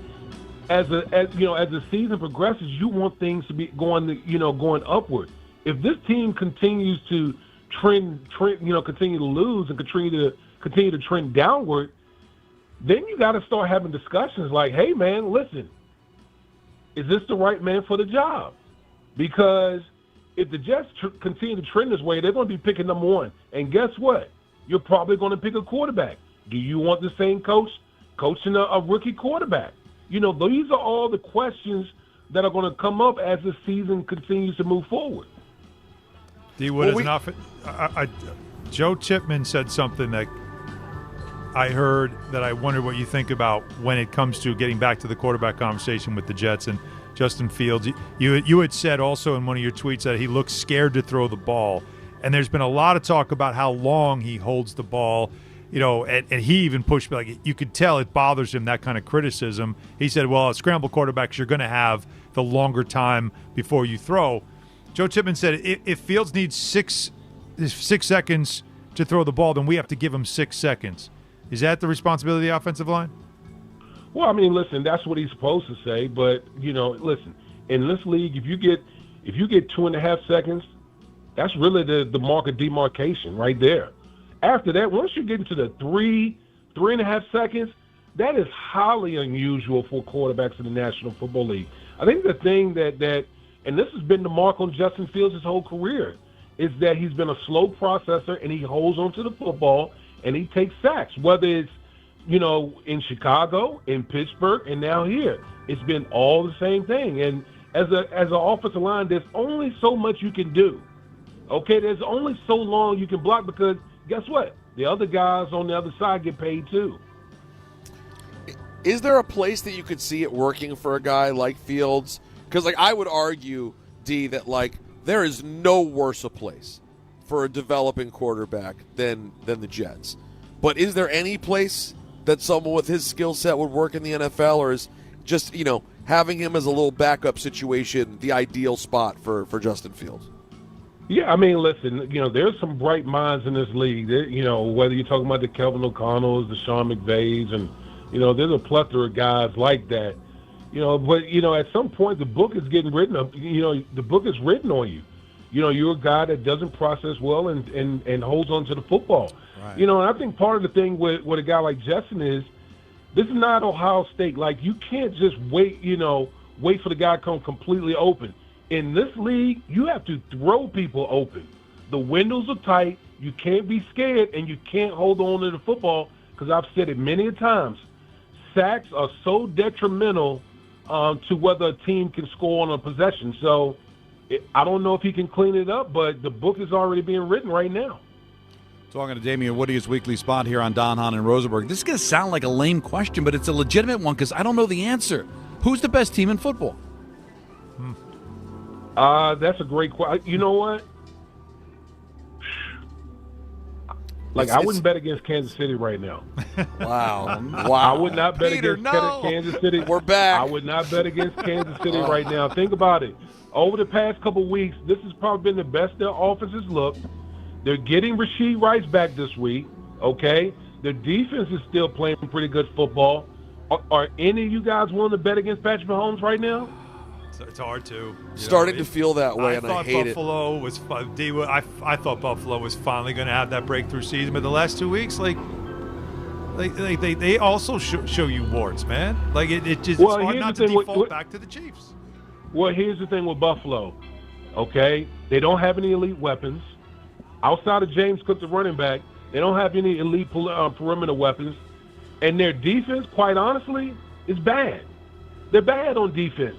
And so everything falls on Josh Allen to be Superman all the time. And, you see now what the state of the Buffalo Bills is. Damen, I know it's a little bit sad to admit this, but, can we just accept that given the state of preseason and everything, we'll probably have a real idea of who the best teams are in football, first week of November? Guys, I've always said, Thanksgiving is when the tide turns. Thanksgiving is when the tide – and Coach Belichick used to tell us all the time, around Thanksgiving, that's when the cream of the crop really starts to rise. It's still early right now. People are still trying to formulate and, get their identity, everything settled. But I agree with you, Peter. When we hit November, that's when you're going to start to see teams start separating themselves. I'm worried that the Patriots not only found their next guy before the Jets ever found theirs, but that they also are onto something. They got the coach in Mike Vrabel. I thought at first early in the season, they could be sneaky good. But I don't think there's anything sneaky about the Patriots. What are you seeing from your former team? Well, in the preseason, I said the Patriots were going to make the playoffs this year. That's what I said in the preseason. I said last week that Drake May is playing like a top 5 quarterback right now. And then they have, in my opinion, one of the best coaches in the National Football League, in Mike Vrabel. And so when you combine all that, and those guys, they have a talented roster. Yeah, they have holes, on offense. I think at wide receiver, but overall they have a pretty talented roster. So now you're starting to see they basically sent a message to Buffalo, like the years of y'all dominating the AFC East is over. We are back now. And that's what we're seeing. Is Baltimore dead? You know what? I said that I didn't see Baltimore making the playoffs, but here's the thing. Okay, they got a bye. Lamar Jackson's going to come back after the bye. Their schedule is so weak after the bye. I can't legitimately write them off because Baltimore is one of those teams where if they can flip the script defensively and get better, they can rip off a ton of wins and find themselves right back in the mix. Icy hot bowl tonight. Aaron Rodgers, Joe Flacco. The Steelers are in a situation that I don't even think they expected. As you mentioned, the Ravens, you thought they'd be good every year. They're not. The Bengals, just the fact that they have Joe Flacco as the quarterback says all you need to know because Burrow hurt again. We know the Browns situation. You think Rodgers can lead the Steelers to win in this division? Absolutely. The one thing that Rodgers does is he rarely turns the football over. And that's what he's done throughout his career. He's protected football. He's playing well. And their defense has gotten better as the season has moved forward. I think the biggest thing with the Steelers is, they're dependent on a lot of veteran guys, older veteran guys. Can those guys stay healthy throughout the 17-game stretch? But right now, they're clearly in the driver's seat in the AFC North. Damen, I was asked this question. I'll throw it at you. Who's going to win first, the Jets or the Islanders? Oh, man. Oh, golly, man. I'm going to go with the Islanders. Okay. I'm going to go with the Islanders. But, man, I'm going with the Islanders. That's what I'm going with. You know why? Oilers tonight. Remember, Oilers have been in New York all week. New York's undefeated. You know that, right? Like they've been in New York now a couple of nights. Might steal one tonight. What do you think? I think so. You know, sometimes when you're in places like New York and Miami, you get distracted and get caught up with the scenery. So I'm with you on that. I think they get it. All right. Damian, thanks, man. We'll talk to you next week. All right, take it easy, guys. All right, that's the Damen Woody Report, which is brought to you by Bet365. Whatever the moment, it's never ordinary at Bet365. You got the carnival. So now music, we're in full keyboard organ. practice. Yeah, full we got organ the organ practice. going. At least it's organ, though. That's That's old school hockey. I can live with this. Yeah, no, organ's acceptable compared to the high school band preparing. Yeah, but no Lady of Spain, please. I would take Lady of Spain over the. But you got the Van reference. Halen cover. As long as you got the reference, that's all that matters. Let's talk a little pucks coming up. Why not? We got three teams playing tonight. We got the Devils home opener with Don on the call.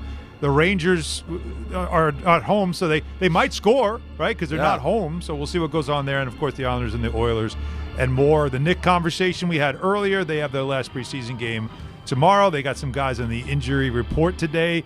It's concerning, but they do have a couple of days for their opener next Wednesday. So lots more to get to with you. 800-919-3776. Don Hahn Rosenberg, ESPN New York.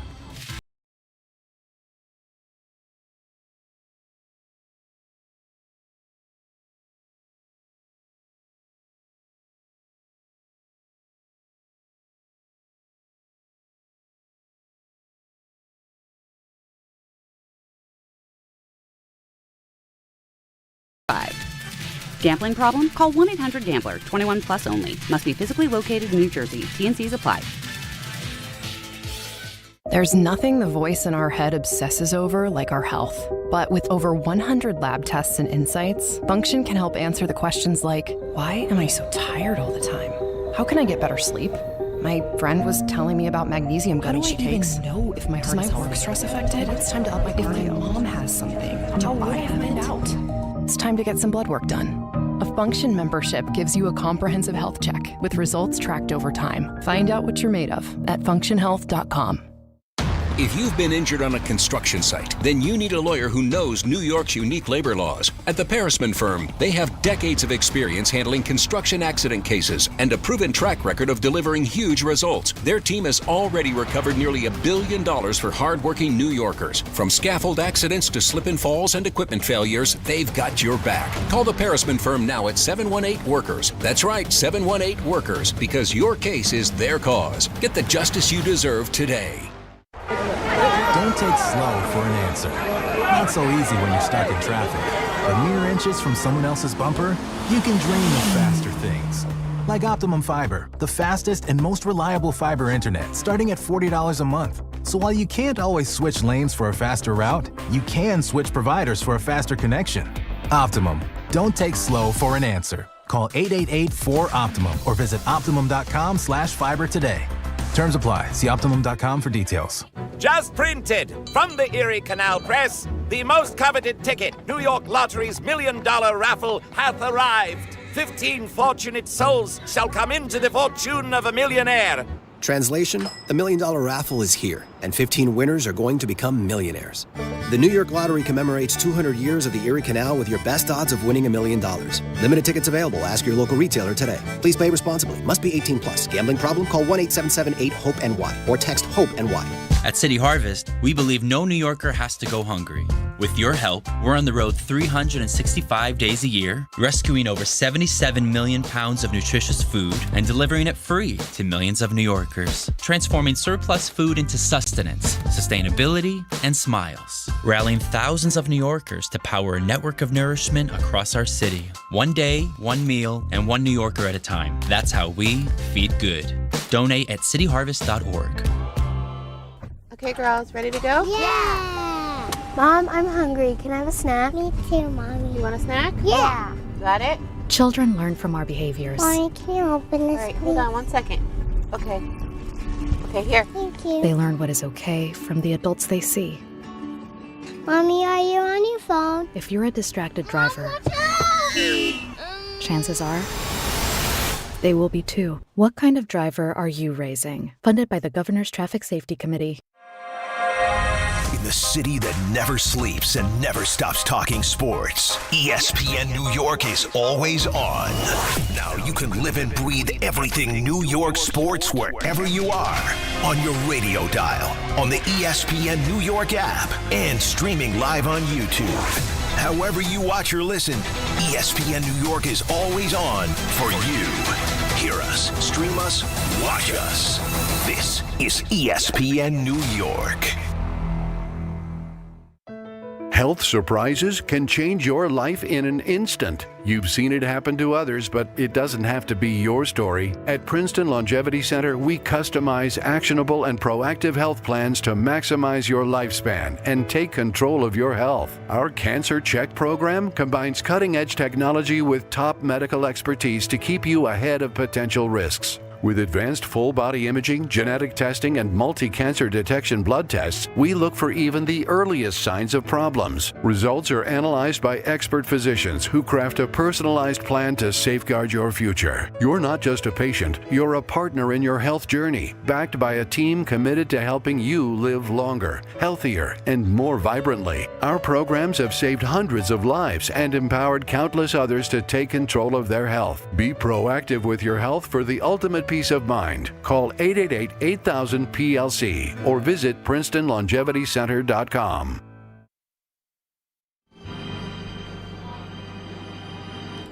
All right, welcome back. Game Time brought to you by Tullamore Irish Whiskey. Because, Donnie, when it's game time, it's Tully time. Tully time. It's Tully time. Certainly is. Thursday Night Football, of course, the Icy Hot Bowl. You got Rodgers and Flacco. You got the Steelers and the Bengals. That's the football side of things. You do have some baseball right now going on. NLCS Game 3. ALCS Game 4 coverage follows the Ranger game tonight on 880. Speaking of the Rangers, they are in Toronto, which means they might score a goal. They're not home. They play the Maple Leafs. Coverage immediately follows us right here on 880 at 6:30. Note the start time, so we have ENN coming up, and then we're done. Yes. Devils home opener against the Panthers. You hear the organ playing in the background at the Rock. That's where Don is. Devils-Panthers kicks off at 7 on MSG. You can hear the dulcet tones of Don LaGreca on the call, and we hope we hear him say, stick a pitchfork in him. Islanders host the Oilers at 7:30. Connor McDavid making his annual appearance on Long Island. And, of course, that is all the hockey tonight. And with that, Tullamore Dew, the original triple distilled, triple blended, and triple cask matured Irish whiskey. Be sure to grab a Tullamore Dew or try the new Tullamore Dew honey during today's action. Glasses up to enjoying Tullamore Dew responsibly. With that in mind, Don, let's talk some pucks. Big hockey night tonight here in New York. On the Rangers first. Just quickly, so Trocheck being out, long-term IR, that's a concern, obviously, losing your center. Yeah. But what's happening with them offensively? I don't want to keep joking about moral victories, but they have sounded optimistic despite the fact they haven't scored at home and losing these games. Well, 30 shots on goal against Edmonton, some high-quality opportunities. Sometimes you got to tip your cap to the goaltender. Now, Stuart Skinner did go to back-to-back Stanley Cup finals. I don't think he's a great goaltender, but he's capable of stealing a game, and Charlie Lindgren was great on Sunday. Now, that can't be the answer every single night. Eventually, you got to crack the code on these guys, but the only stinker I thought was the opening night against Pittsburgh, because then they turned around to beat Pittsburgh 6-1 the next time they played them in Pitt. So I wouldn't be concerned. Tonight, I would think it'd be wide open, a lot of fun to watch two high-powered octane offense, especially with Toronto. Mm-hmm. So I think they're going to be okay. I still think they're a playoff team, and Trocheck is a problem because center is a problem. Yeah. And you can't also have your best line be your fourth line, even though they don't like to label lines as 1 through 4. But Carrick, Enstrom, and Rempe are supposed to be your fourth rotation, and at times they look like the most dominant guys on the ice. So I think that'll change. I think they're going to be fine. I mean, Sullivan's been relatively optimistic after some of these games. I think JT Miller has been as well. But you do reach a point where you're gonna need a win. Like the good efforts have to result in winning. They believe it's coming, like you just said, but that is a real thing, though. At some point, it just gets, now, wait a minute. Okay, it can't be a good performance if you're not winning, but they do believe in the process. In the meantime, the Devils tonight, it's a tough home opener. You got the Panthers, again, they're only the best team in the league the last 2 years, but the bigger concern was the concern I brought up to you when we talked about the Devils this season, and you've mentioned it too. The Devils have a good roster. They have excellent goaltending. The problem is injuries. And right away, the Markstrom injury, their goaltender, their number one guy, who's going to be out for a couple of weeks, like right out of the gate, Donnie, that's got to feel like the rug pulling out from underneath you as you're just trying to get started. They've had really good offense in these first couple of games. They have looked good. The Carolina game to start the season, they struggle in Carolina. But the last 2 games, especially that Columbus game, you're talking about Tampa was impressive, but the Columbus game, the way they played, you got to feel good about where they're going. But then this injury happens, and if they can only get some traction and not have these injuries early in the season. Now, the Carolina game, Carolina's got their number, but they did come back 3 times from down a goal. They lost the game 6-3, but that was a 3-3 game late in the third period. The Tampa and Columbus game, I thought they really clamped down in the third period and held on, and it wasn't their goaltender standing on his head. So they've played very well, I think, defensively. And they've been able to be 2-1 with Jack Hughes having 1 point and it's an assist. So I think the sky could be the limit for this team. And tonight, on the surface, Florida's a tough team. 2 times defending Stanley Cup champions. No Barkov tonight, no Kachuk tonight, no Kulikov tonight. And Bobrovsky played last night. Does Tarasov, their backup goaltenders, in. And the Devils, have played. It's funny. They've won 4 straight games in Florida. They've lost 5 straight games here against the Panthers. Oh, wow. So kind of weird, but you're not getting the Panthers at full strength. You're getting them in the second of back-to-backs because they played last night in Detroit and lost. They're 3-0 at home, 0-2 on the road.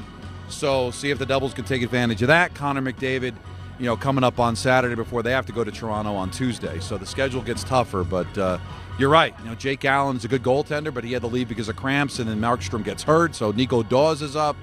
Not what you want early in the season, losing your number one goaltender. All right, so you have the home opener, which means packed house, energetic crowd.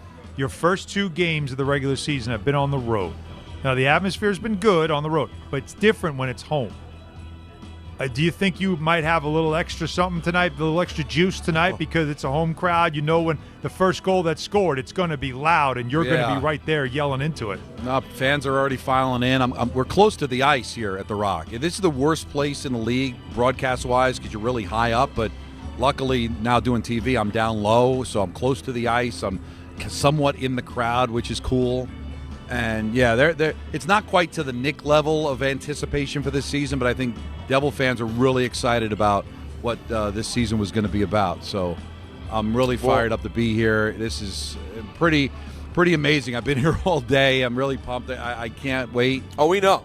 The game will ultimately dictate how exciting it is. A good game, obviously, you get blown out. It's a different story, but at least from an anticipation standpoint, it's pretty much through the roof here. Mike Rupp is part of our broadcast tonight. Oh, I love Rupp. Hello. First time I had seen him in a while. Oh, the Rupper, baby. That's Love right. Rupp. He loves the nickname. Now, listen, hold on, though, guys. This is important because, yes, you have big hockey, but you also have NFL on a Thursday, all right? It was mentioned. And that means it's your chance to hit the big jackpot on FanDuel, all right? Because here's the deal. Bet fair, because with FanDuel's Thursday touchdown jackpot, you can win a share of $2 million in bonus bets each week. To get in on the Thursday action, all you got to do is place an anytime touchdown score bet before the game kicks off. And if your player scores the first or last TD of the game, you'll win your bet plus a share of bonus bets. Just visit FanDuel.com/Peter to take a shot at the jackpot. That's FanDuel.com/Peter for your chance to get a share of $2 million in bonus bets. Play your game with FanDuel, an official sports betting partner of the NFL. 21 and over and physically present in New York. Opt-in required. Must apply profit boost token on select market. Prize pool to be split equally among an eligible participants who made the correct first or last TD pick. Bonus issued as non-withdrawable bonus bets that expire 21 days after receipt. Restrictions apply. See terms at sportsbook.fanduel.com. For help with the gambling problem, call 877-8-HOPE-NY or text HOPE-NY 467-369. And even if you bet the football, you could throw your bet down and then still flip on the old Devils game and hang out with Donnie Pucks. It's all right there for you, Alan. I love it. It's a lot of multitasking tonight when you're watching sports. You know what's coming up next, right, boys? Oh, come on, like you dream about. ENN. Yay! Stay with us. Damen Rosenberg, ESPN New York. It's another big weekend on the Fine Line. Join one of the nation's top sports betting analysts, Joe Wiz, Saturday at 8 a.m. The Wiz talks about all the big games, including USC at Notre Dame and number 5 Ole Miss taking on number 9 Georgia. In the NFL, the Rams take on the Jaguars in London, and Jackson Dart and the Giants are in Denver. Plus, the Wiz talks baseball, hockey, soccer, and yes, the Knicks are back. Follow the Wiz on Instagram at Joe Wiz Sports. It's the best bet in town. The Fine Line with the Wiz, Saturday at 8 a.m. Be ready to win. And now it's time for traffic. Here's Brandy Scott. Thanks a million, guys. I hope you have an amazing rest of the night. We're going to start off in Jersey. Devils are home at the Rock in Newark. Packed ride on the Turnpike Eastern and Western Spurs southbound, heading over to 280 in Kearney. Bumper to bumper from the Vince Lombardi and Richfield on down. 280 jammed in both directions, heading over to 21 in the Stickle Drawbridge. Eastbound, especially tough. Delays from before the Garden State Parkway. Inbound, George, stick with the lower deck if you can. Crash on the upper level, making it a 30 to 40-minute ride. You stay jammed on the Cross Bronx eastbound. A broken down SUV in the left lane by the Deegan. Heading over to the outbound, George, just no easy way to do it. All of your approaches are crawling. Deegan southbound, slam from the Mosholu on down. Outbound Lincoln, your best ride at 45 minutes. Outbound Hahn, run you over an hour. Islanders home at the UBS Arena. Some solid pockets of slowdowns on the Cross Island southbound between the Throgs Neck Bridge and Hempstead Turnpike. I'm Brandy Scott on 880 ESPN New York.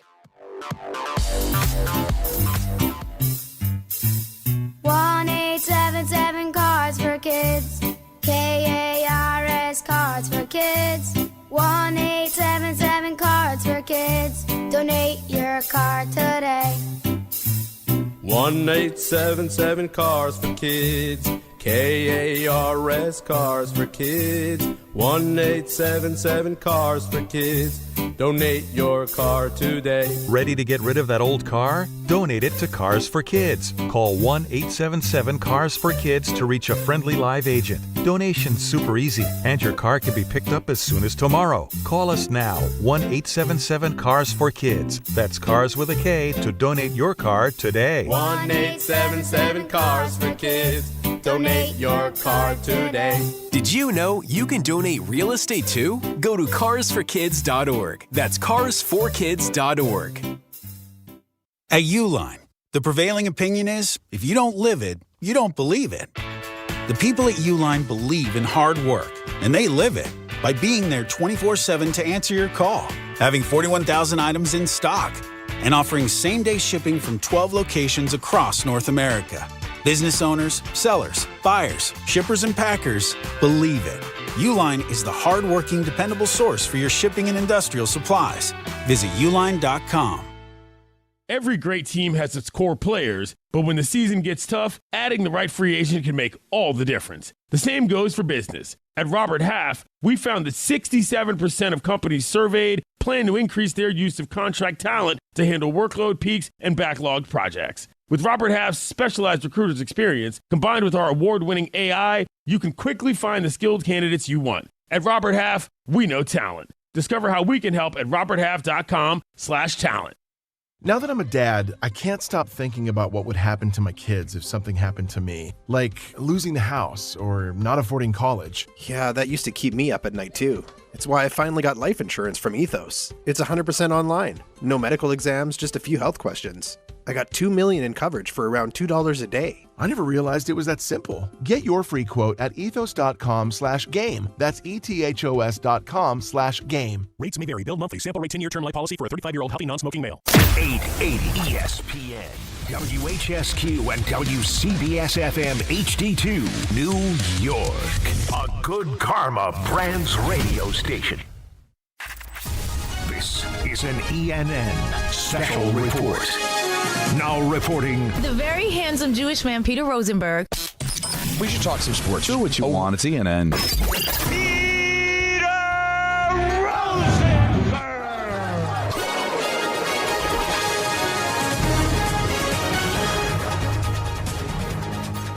Hi. How's everyone doing? Great. Welcome to ENN. Ray-Ro. You ever watch YouTube? I'd like to start off ENN tonight by saying good evening to my friend Don LaGreca. No, this is ridiculous. Sorry, guys.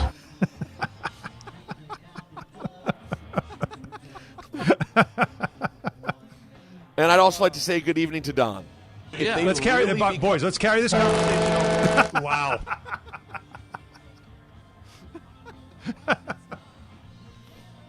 There's only so much you can do. This is the life we chose.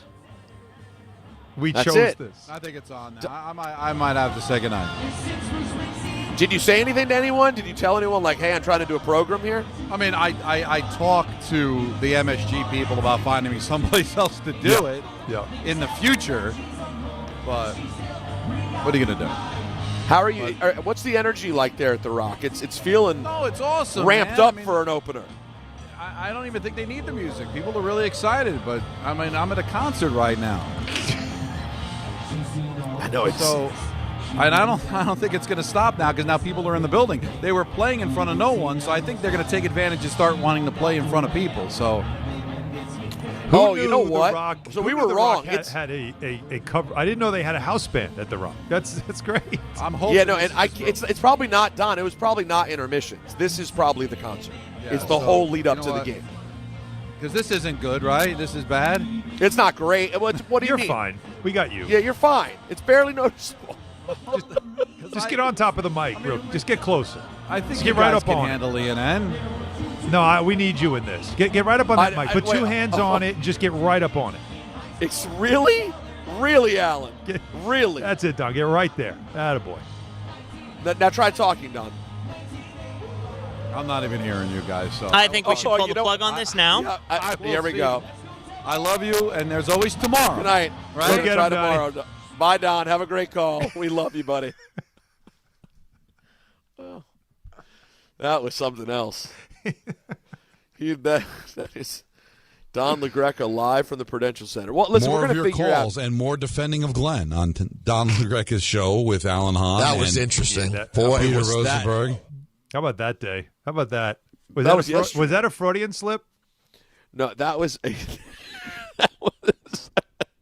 Thank you for bringing that back, guys. I had forgotten it. Can I hear that one more time? What was he trying to do? More of your calls and more defending of Glenn on Don LaGreca's show with Alan Hahn. That was interesting. Boy, Peter was Rosenberg. That. On Don LaGreca's show. He always wanted to say that, didn't he, Peter? Yeah, but no, you're missing it. You're missing it. What am I missing? That is because that was simply the recovery from someone who in the moment had completely fallen apart. Like he was trying to say more defending of Glenn on Don, Hahn, and Rosenberg because he'd gotten accused by the caller of defending Aaron Glenn. Right. But then somehow between that and when he had to get out the call letters or the whatever, he just completely – I mean, there's punting and then there's he ran into the locker room before the play-in. Oh, no, that was a butt fumble. Like he just completely ran right into his line and just fell right down. Like that was a face plant. And it was hysterical. And you saw how red he got when we finally went to break. He was so embarrassed because he's such a professional. It made it even funnier. You're a filth bag. So can you just? I want to move on now. I don't want to beat up my guy. Let's go. But we just play it one last time. I just want to hear it one last time. And more of your calls and more defending of Glenn on Don LaGreca's show with Alan Hahn. That was interesting. Boy, Peter was Rosenberg.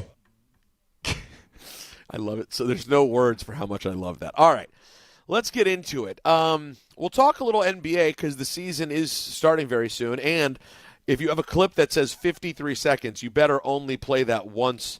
Don LaGreca is gone. I don't know if we'll need all 53, but we'll find out. Here's Shams Charania on the NBA Today, an update on LeBron James' injury situation. Malika, I'm told that the Lakers and LeBron are looking at around mid-November as a realistic debut for him, and so October 30th would be the earliest that the Lakers would be officially reevaluating LeBron James, but it is expected he will need at least a few weeks after that point. A source told me tonight that LeBron will be taking a patient approach with this rehab from nerve injury. And so the ramp-up process for this will be a lot of basketball-shaped conditioning work because remember, as I reported last week on NBA Today, LeBron James first suffered this nerve issue during an on-court workout in late July, early August. He wasn't able to have that normal LeBron James offseason that we're accustomed to. And as superhuman as he's been throughout his NBA career, he is turning 41 in December, and he is in year 23. So that's the timeline on LeBron James at some point in November,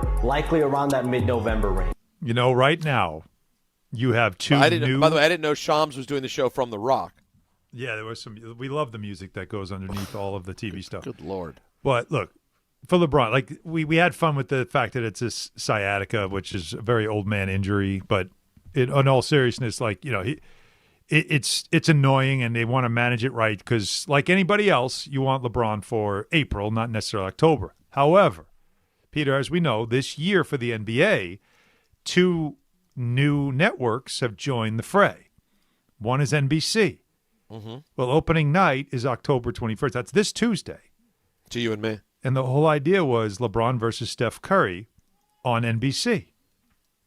NBC's coming back to the NBA. You know, the John Tesh, you know, theme and all, you know, Round Ball Rock, all of it. And now you won't have LeBron. But then on Friday, next Friday, it's the Lakers and the Timberwolves. That's on Prime. Amazon also joining the NBA. So there's already 2 national games he will not be part of right out of the gate. And that's, you know, those are the draws. That's why you do this. You want to have LeBron as much as you can because you just don't know how much LeBron you're going to have left.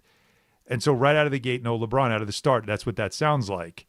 And it's something certainly to watch, man. It's Luka's team. He knows it. Everybody knows it. But he hasn't said anything about retirement. But, man, he never gets hurt. This is a very rare thing.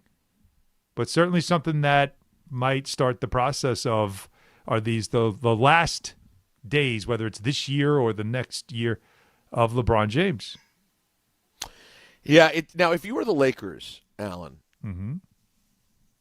are you always in favor of just being in business with LeBron James if possible, or is there a party that goes, man, I kind of wish there was a way we could move on from the LeBron of it all because he looms so large, and just move on with this next Luka Doncic era? Oh, I mean, look, the Lakers at this point, if you're a Laker fan, it is about Luka going forward. I think you've had your fill. It sounds so disrespectful, right? Like, I have a great respect for LeBron James, so I never want to act like, you know, it's time to move on from LeBron and move on, because the league is going to miss him when he's gone.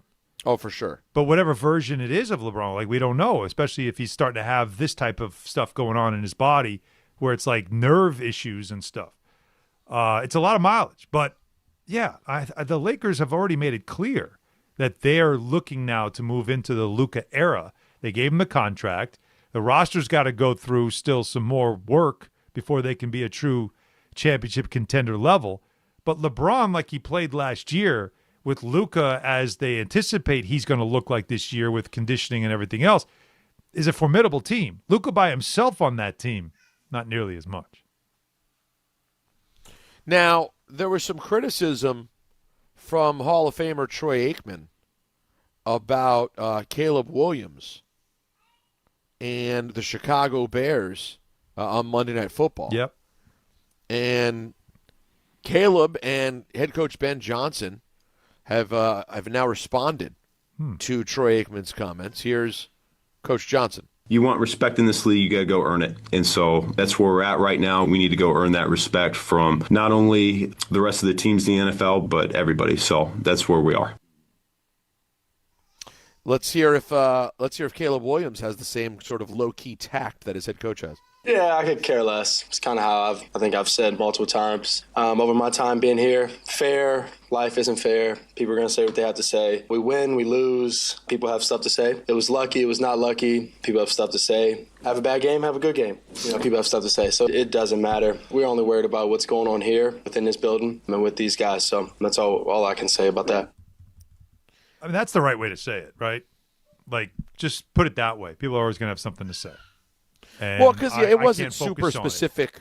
It wasn't a specific super criticism to Caleb Williams' game, as you know. It seemed like as much as specifically that there was a lucky play, and it would be hard to have watched that game and not feel that Caleb and the Bears got a bit lucky. But how do you take that? Like, first of all, let's start with this. It's Troy Aikman. like it's not some schmo that is commenting about you. It's a first of all, not only a decorated player, but a guy who's probably arguably the best analyst in football, right? In the NFL. Yep. Of all the analysts, he's really good. And he's always fair. Is he critical? Yes, but you're supposed to be. He has an opinion, a strong one. I don't understand why. Just sometimes you just go, well, that's Troy. Respect him. He's got he's got his opinion. Like you just leave it there instead of the front and the. I can't stand. Cashman did it today too. I'm sure we'll get to it, but it's just always having to put up a fight, always having to defend yourself and to yell back. Sometimes just just acknowledge it, especially when it's coming from a source like a guy like Troy Aikman. Troy's an all-time great, man. Like, I'll take heed to anything he has to say. But the thing is, I can't find. Was there anything more specific that he said about his game besides a play being lucky?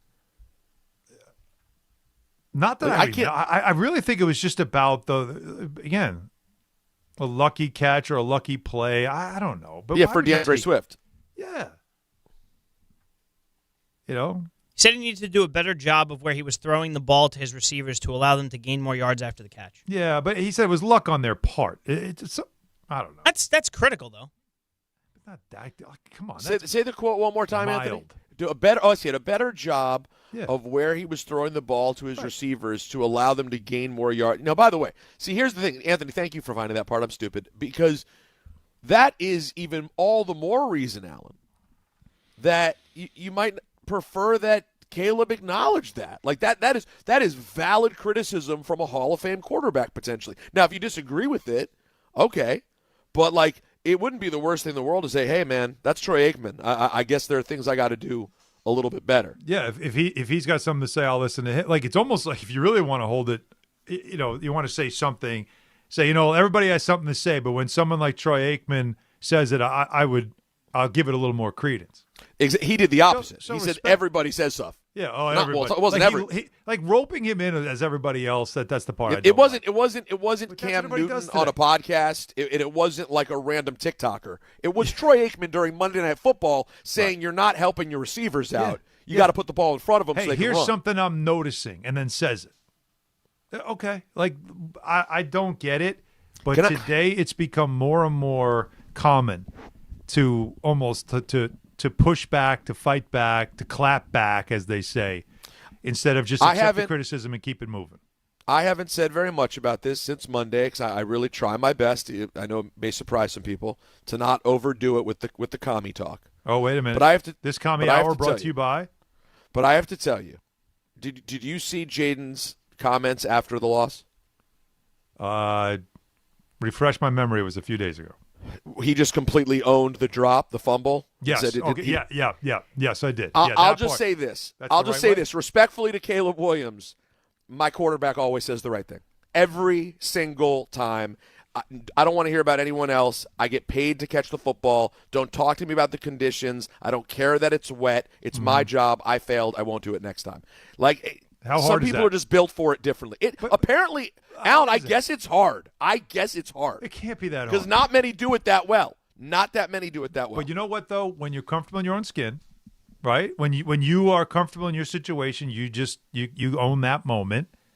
And Caleb Williams is still kind of learning his way and trying to prove himself. And he has faced a ton of criticism, as you know. At SC, he faced it, and he has faced it in his first year in the NFL, right? This year, having a little success. But I still think he feels like I have these people that are always going to criticize me. He's so used to it. I don't know how much your guy has received a ton of criticism publicly.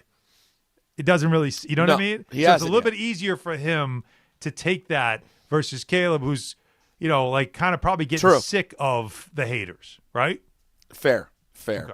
Jaden has sort of exceeded expectations. Right. Caleb has been on the fence of his expectations. And he's always been I'm sure. Heisman guy, number one pick. Like this, you're at USC. There's a lot of things with Caleb Williams that he's already was put on a pedestal and then criticized for not being as great as we all thought you're supposed to be right out of the gate. But remember, Caleb came in asking for some of those things too. Wasn't it Caleb who wanted the ownership deal before he was even signed? It was also right. Where am I going to play? Asking questions. Yeah, I know there was some of that. Yeah, he's brought a little bit upon himself. But But I'm with you. You're right. The easiest thing to do sometimes in life is to just have self accountability, and keep it moving, rather than constantly punching back. Especially when the criticism comes from somebody in the industry that you should hold in high regard because he played your position at the highest level and he's got rings on his fingers to prove it. Now, I want to tell you something that I've figured out in my life recently, and it's brilliant. It's Amazon Pickup, all right? It's the ultimate convenience play. It is. We know that Amazon is part of your life. Everyone's got Amazon. If you're like me, your wife is ordering, 10, 15 things a day, it seems like, from Amazon. Mm-hmm. But Amazon Pickup takes it to the next level. If you're pressed for time and you're on the go like me, you can choose to send your orders straight to a secure pickup location that works for you. Amazon lockers and counters are located near you no matter where your day takes you. The package is ready when you are. Life never slows down. So instead of worrying about schedules and will you be there in time, the package will be waiting for you. So if you're like me, you got a baby at home, you're running around, you're on the move, Amazon Pickup gives you that flexibility to grab what you need throughout your day, okay? It's that easy. Here's what you do. When you order online at Amazon, at checkout, you just choose the pickup location that's most convenient. You'll get an email confirmation when it's ready with instructions to pick it up. All right, it's quick, secure, and always at no extra cost. Check it out for yourself. Go to Amazon.com/pickupmvp to learn more. That's Amazon.com/pickupmvp. Now, a couple of weeks ago, the MVP in my world that everyone was talking about was Ja'Cory Krosky-Merritt, who rushed for 150 yards, a couple touchdowns, rookie of the week. Everything's amazing. Alan, the running back position is insane. You put the football on the ground, and you can go from being everyone's favorite player to, if you do it one more time, are you going to be benched for the rest of the season? Yep. I mean, there's almost nothing like it in sports where it can turn on its head so quickly. And right now, the man of the moment when it comes to that position here in New York is, of course, Cam Thibodeau. Here is Thibodeau on the headbutt celebration with his quarterback. Yeah, I mean, just craziness. Just me and him being crazy, being friends. It's just something like, he has to throw the ball with his right hand, and I have a little, sometimes from stiff arm, my right hand will bother me or be bruised up, so I'm like, we just start headbutting. It's just something that you naturally do when you have a helmet on. And what about the backflips after the touchdowns, young man? I mean, athletes are athletes. I mean, if you get hurt doing a backflip, and I've been doing it my whole life, and I've, knock on wood, never been hurt doing it. So I try to keep it as safe as possible. Try not to do too many turns and flips. So.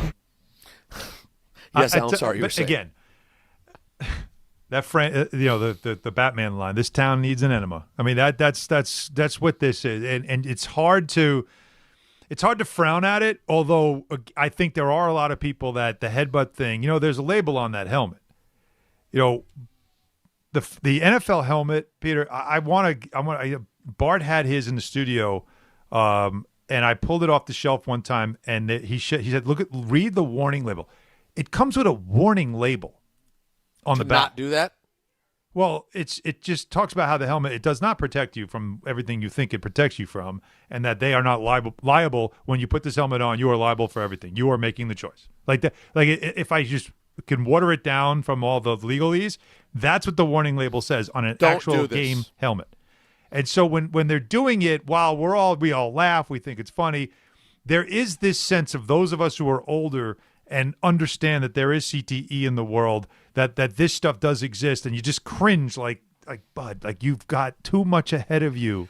And I know you're all jacked up on Mountain Dew, but just don't do that, especially to the quarterback. It's more than headbutts, too. It's the way Thibodeau plays every down. Here's Cam Thibodeau on the physical way that he plays. I think that's just from loving the game. I mean, I simply love the game, and I'm a big, strong guy, so why not be physical doing it? You don't expect a guy like me to go run past somebody at 20 miles an hour. This is not. Why would I try to play like that if that's not me, It's right. Have you seen any of the videos going around on the internet? I'm not going to lie, they've been making me laugh. It'll say an interview with Cam Thibodeau in 5 years, and it's Beetlejuice from Howard Stern. No, like, hey, can you spell? And he's like L-O. He's got to be. Listen, but look, he's leaning into what he is. He's not trying to pretend. Like, here's the problem with guys like him.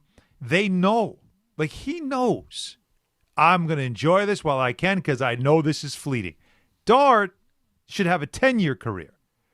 But Scadaboo probably kind of knows deep down, like, this isn't going to last, right? So he's enjoying every moment. It's what he is, and he's all about it. What else is he going to do? He's not going to outrun people. He knows he knows he's a battering ram. No, listen, as long as he stays in shape and stays jacked up and is as smart as he can be, that's what he is. He's having fun with it. And you know what? God. Let him backflip.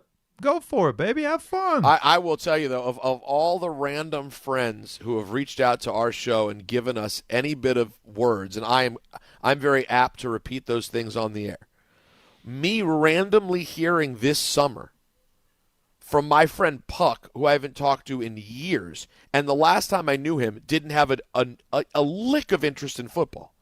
Moved to Arizona, became like a gun-toting hunter who now loves football. Wow. And is like, you guys, have you seen Cam Scadaboo yet? We love him out here. You're going to love Scadaboo. Oh, wait till New York gets their eyes on Scadaboo. It's the most right anyone's ever been about any little pickup they've given.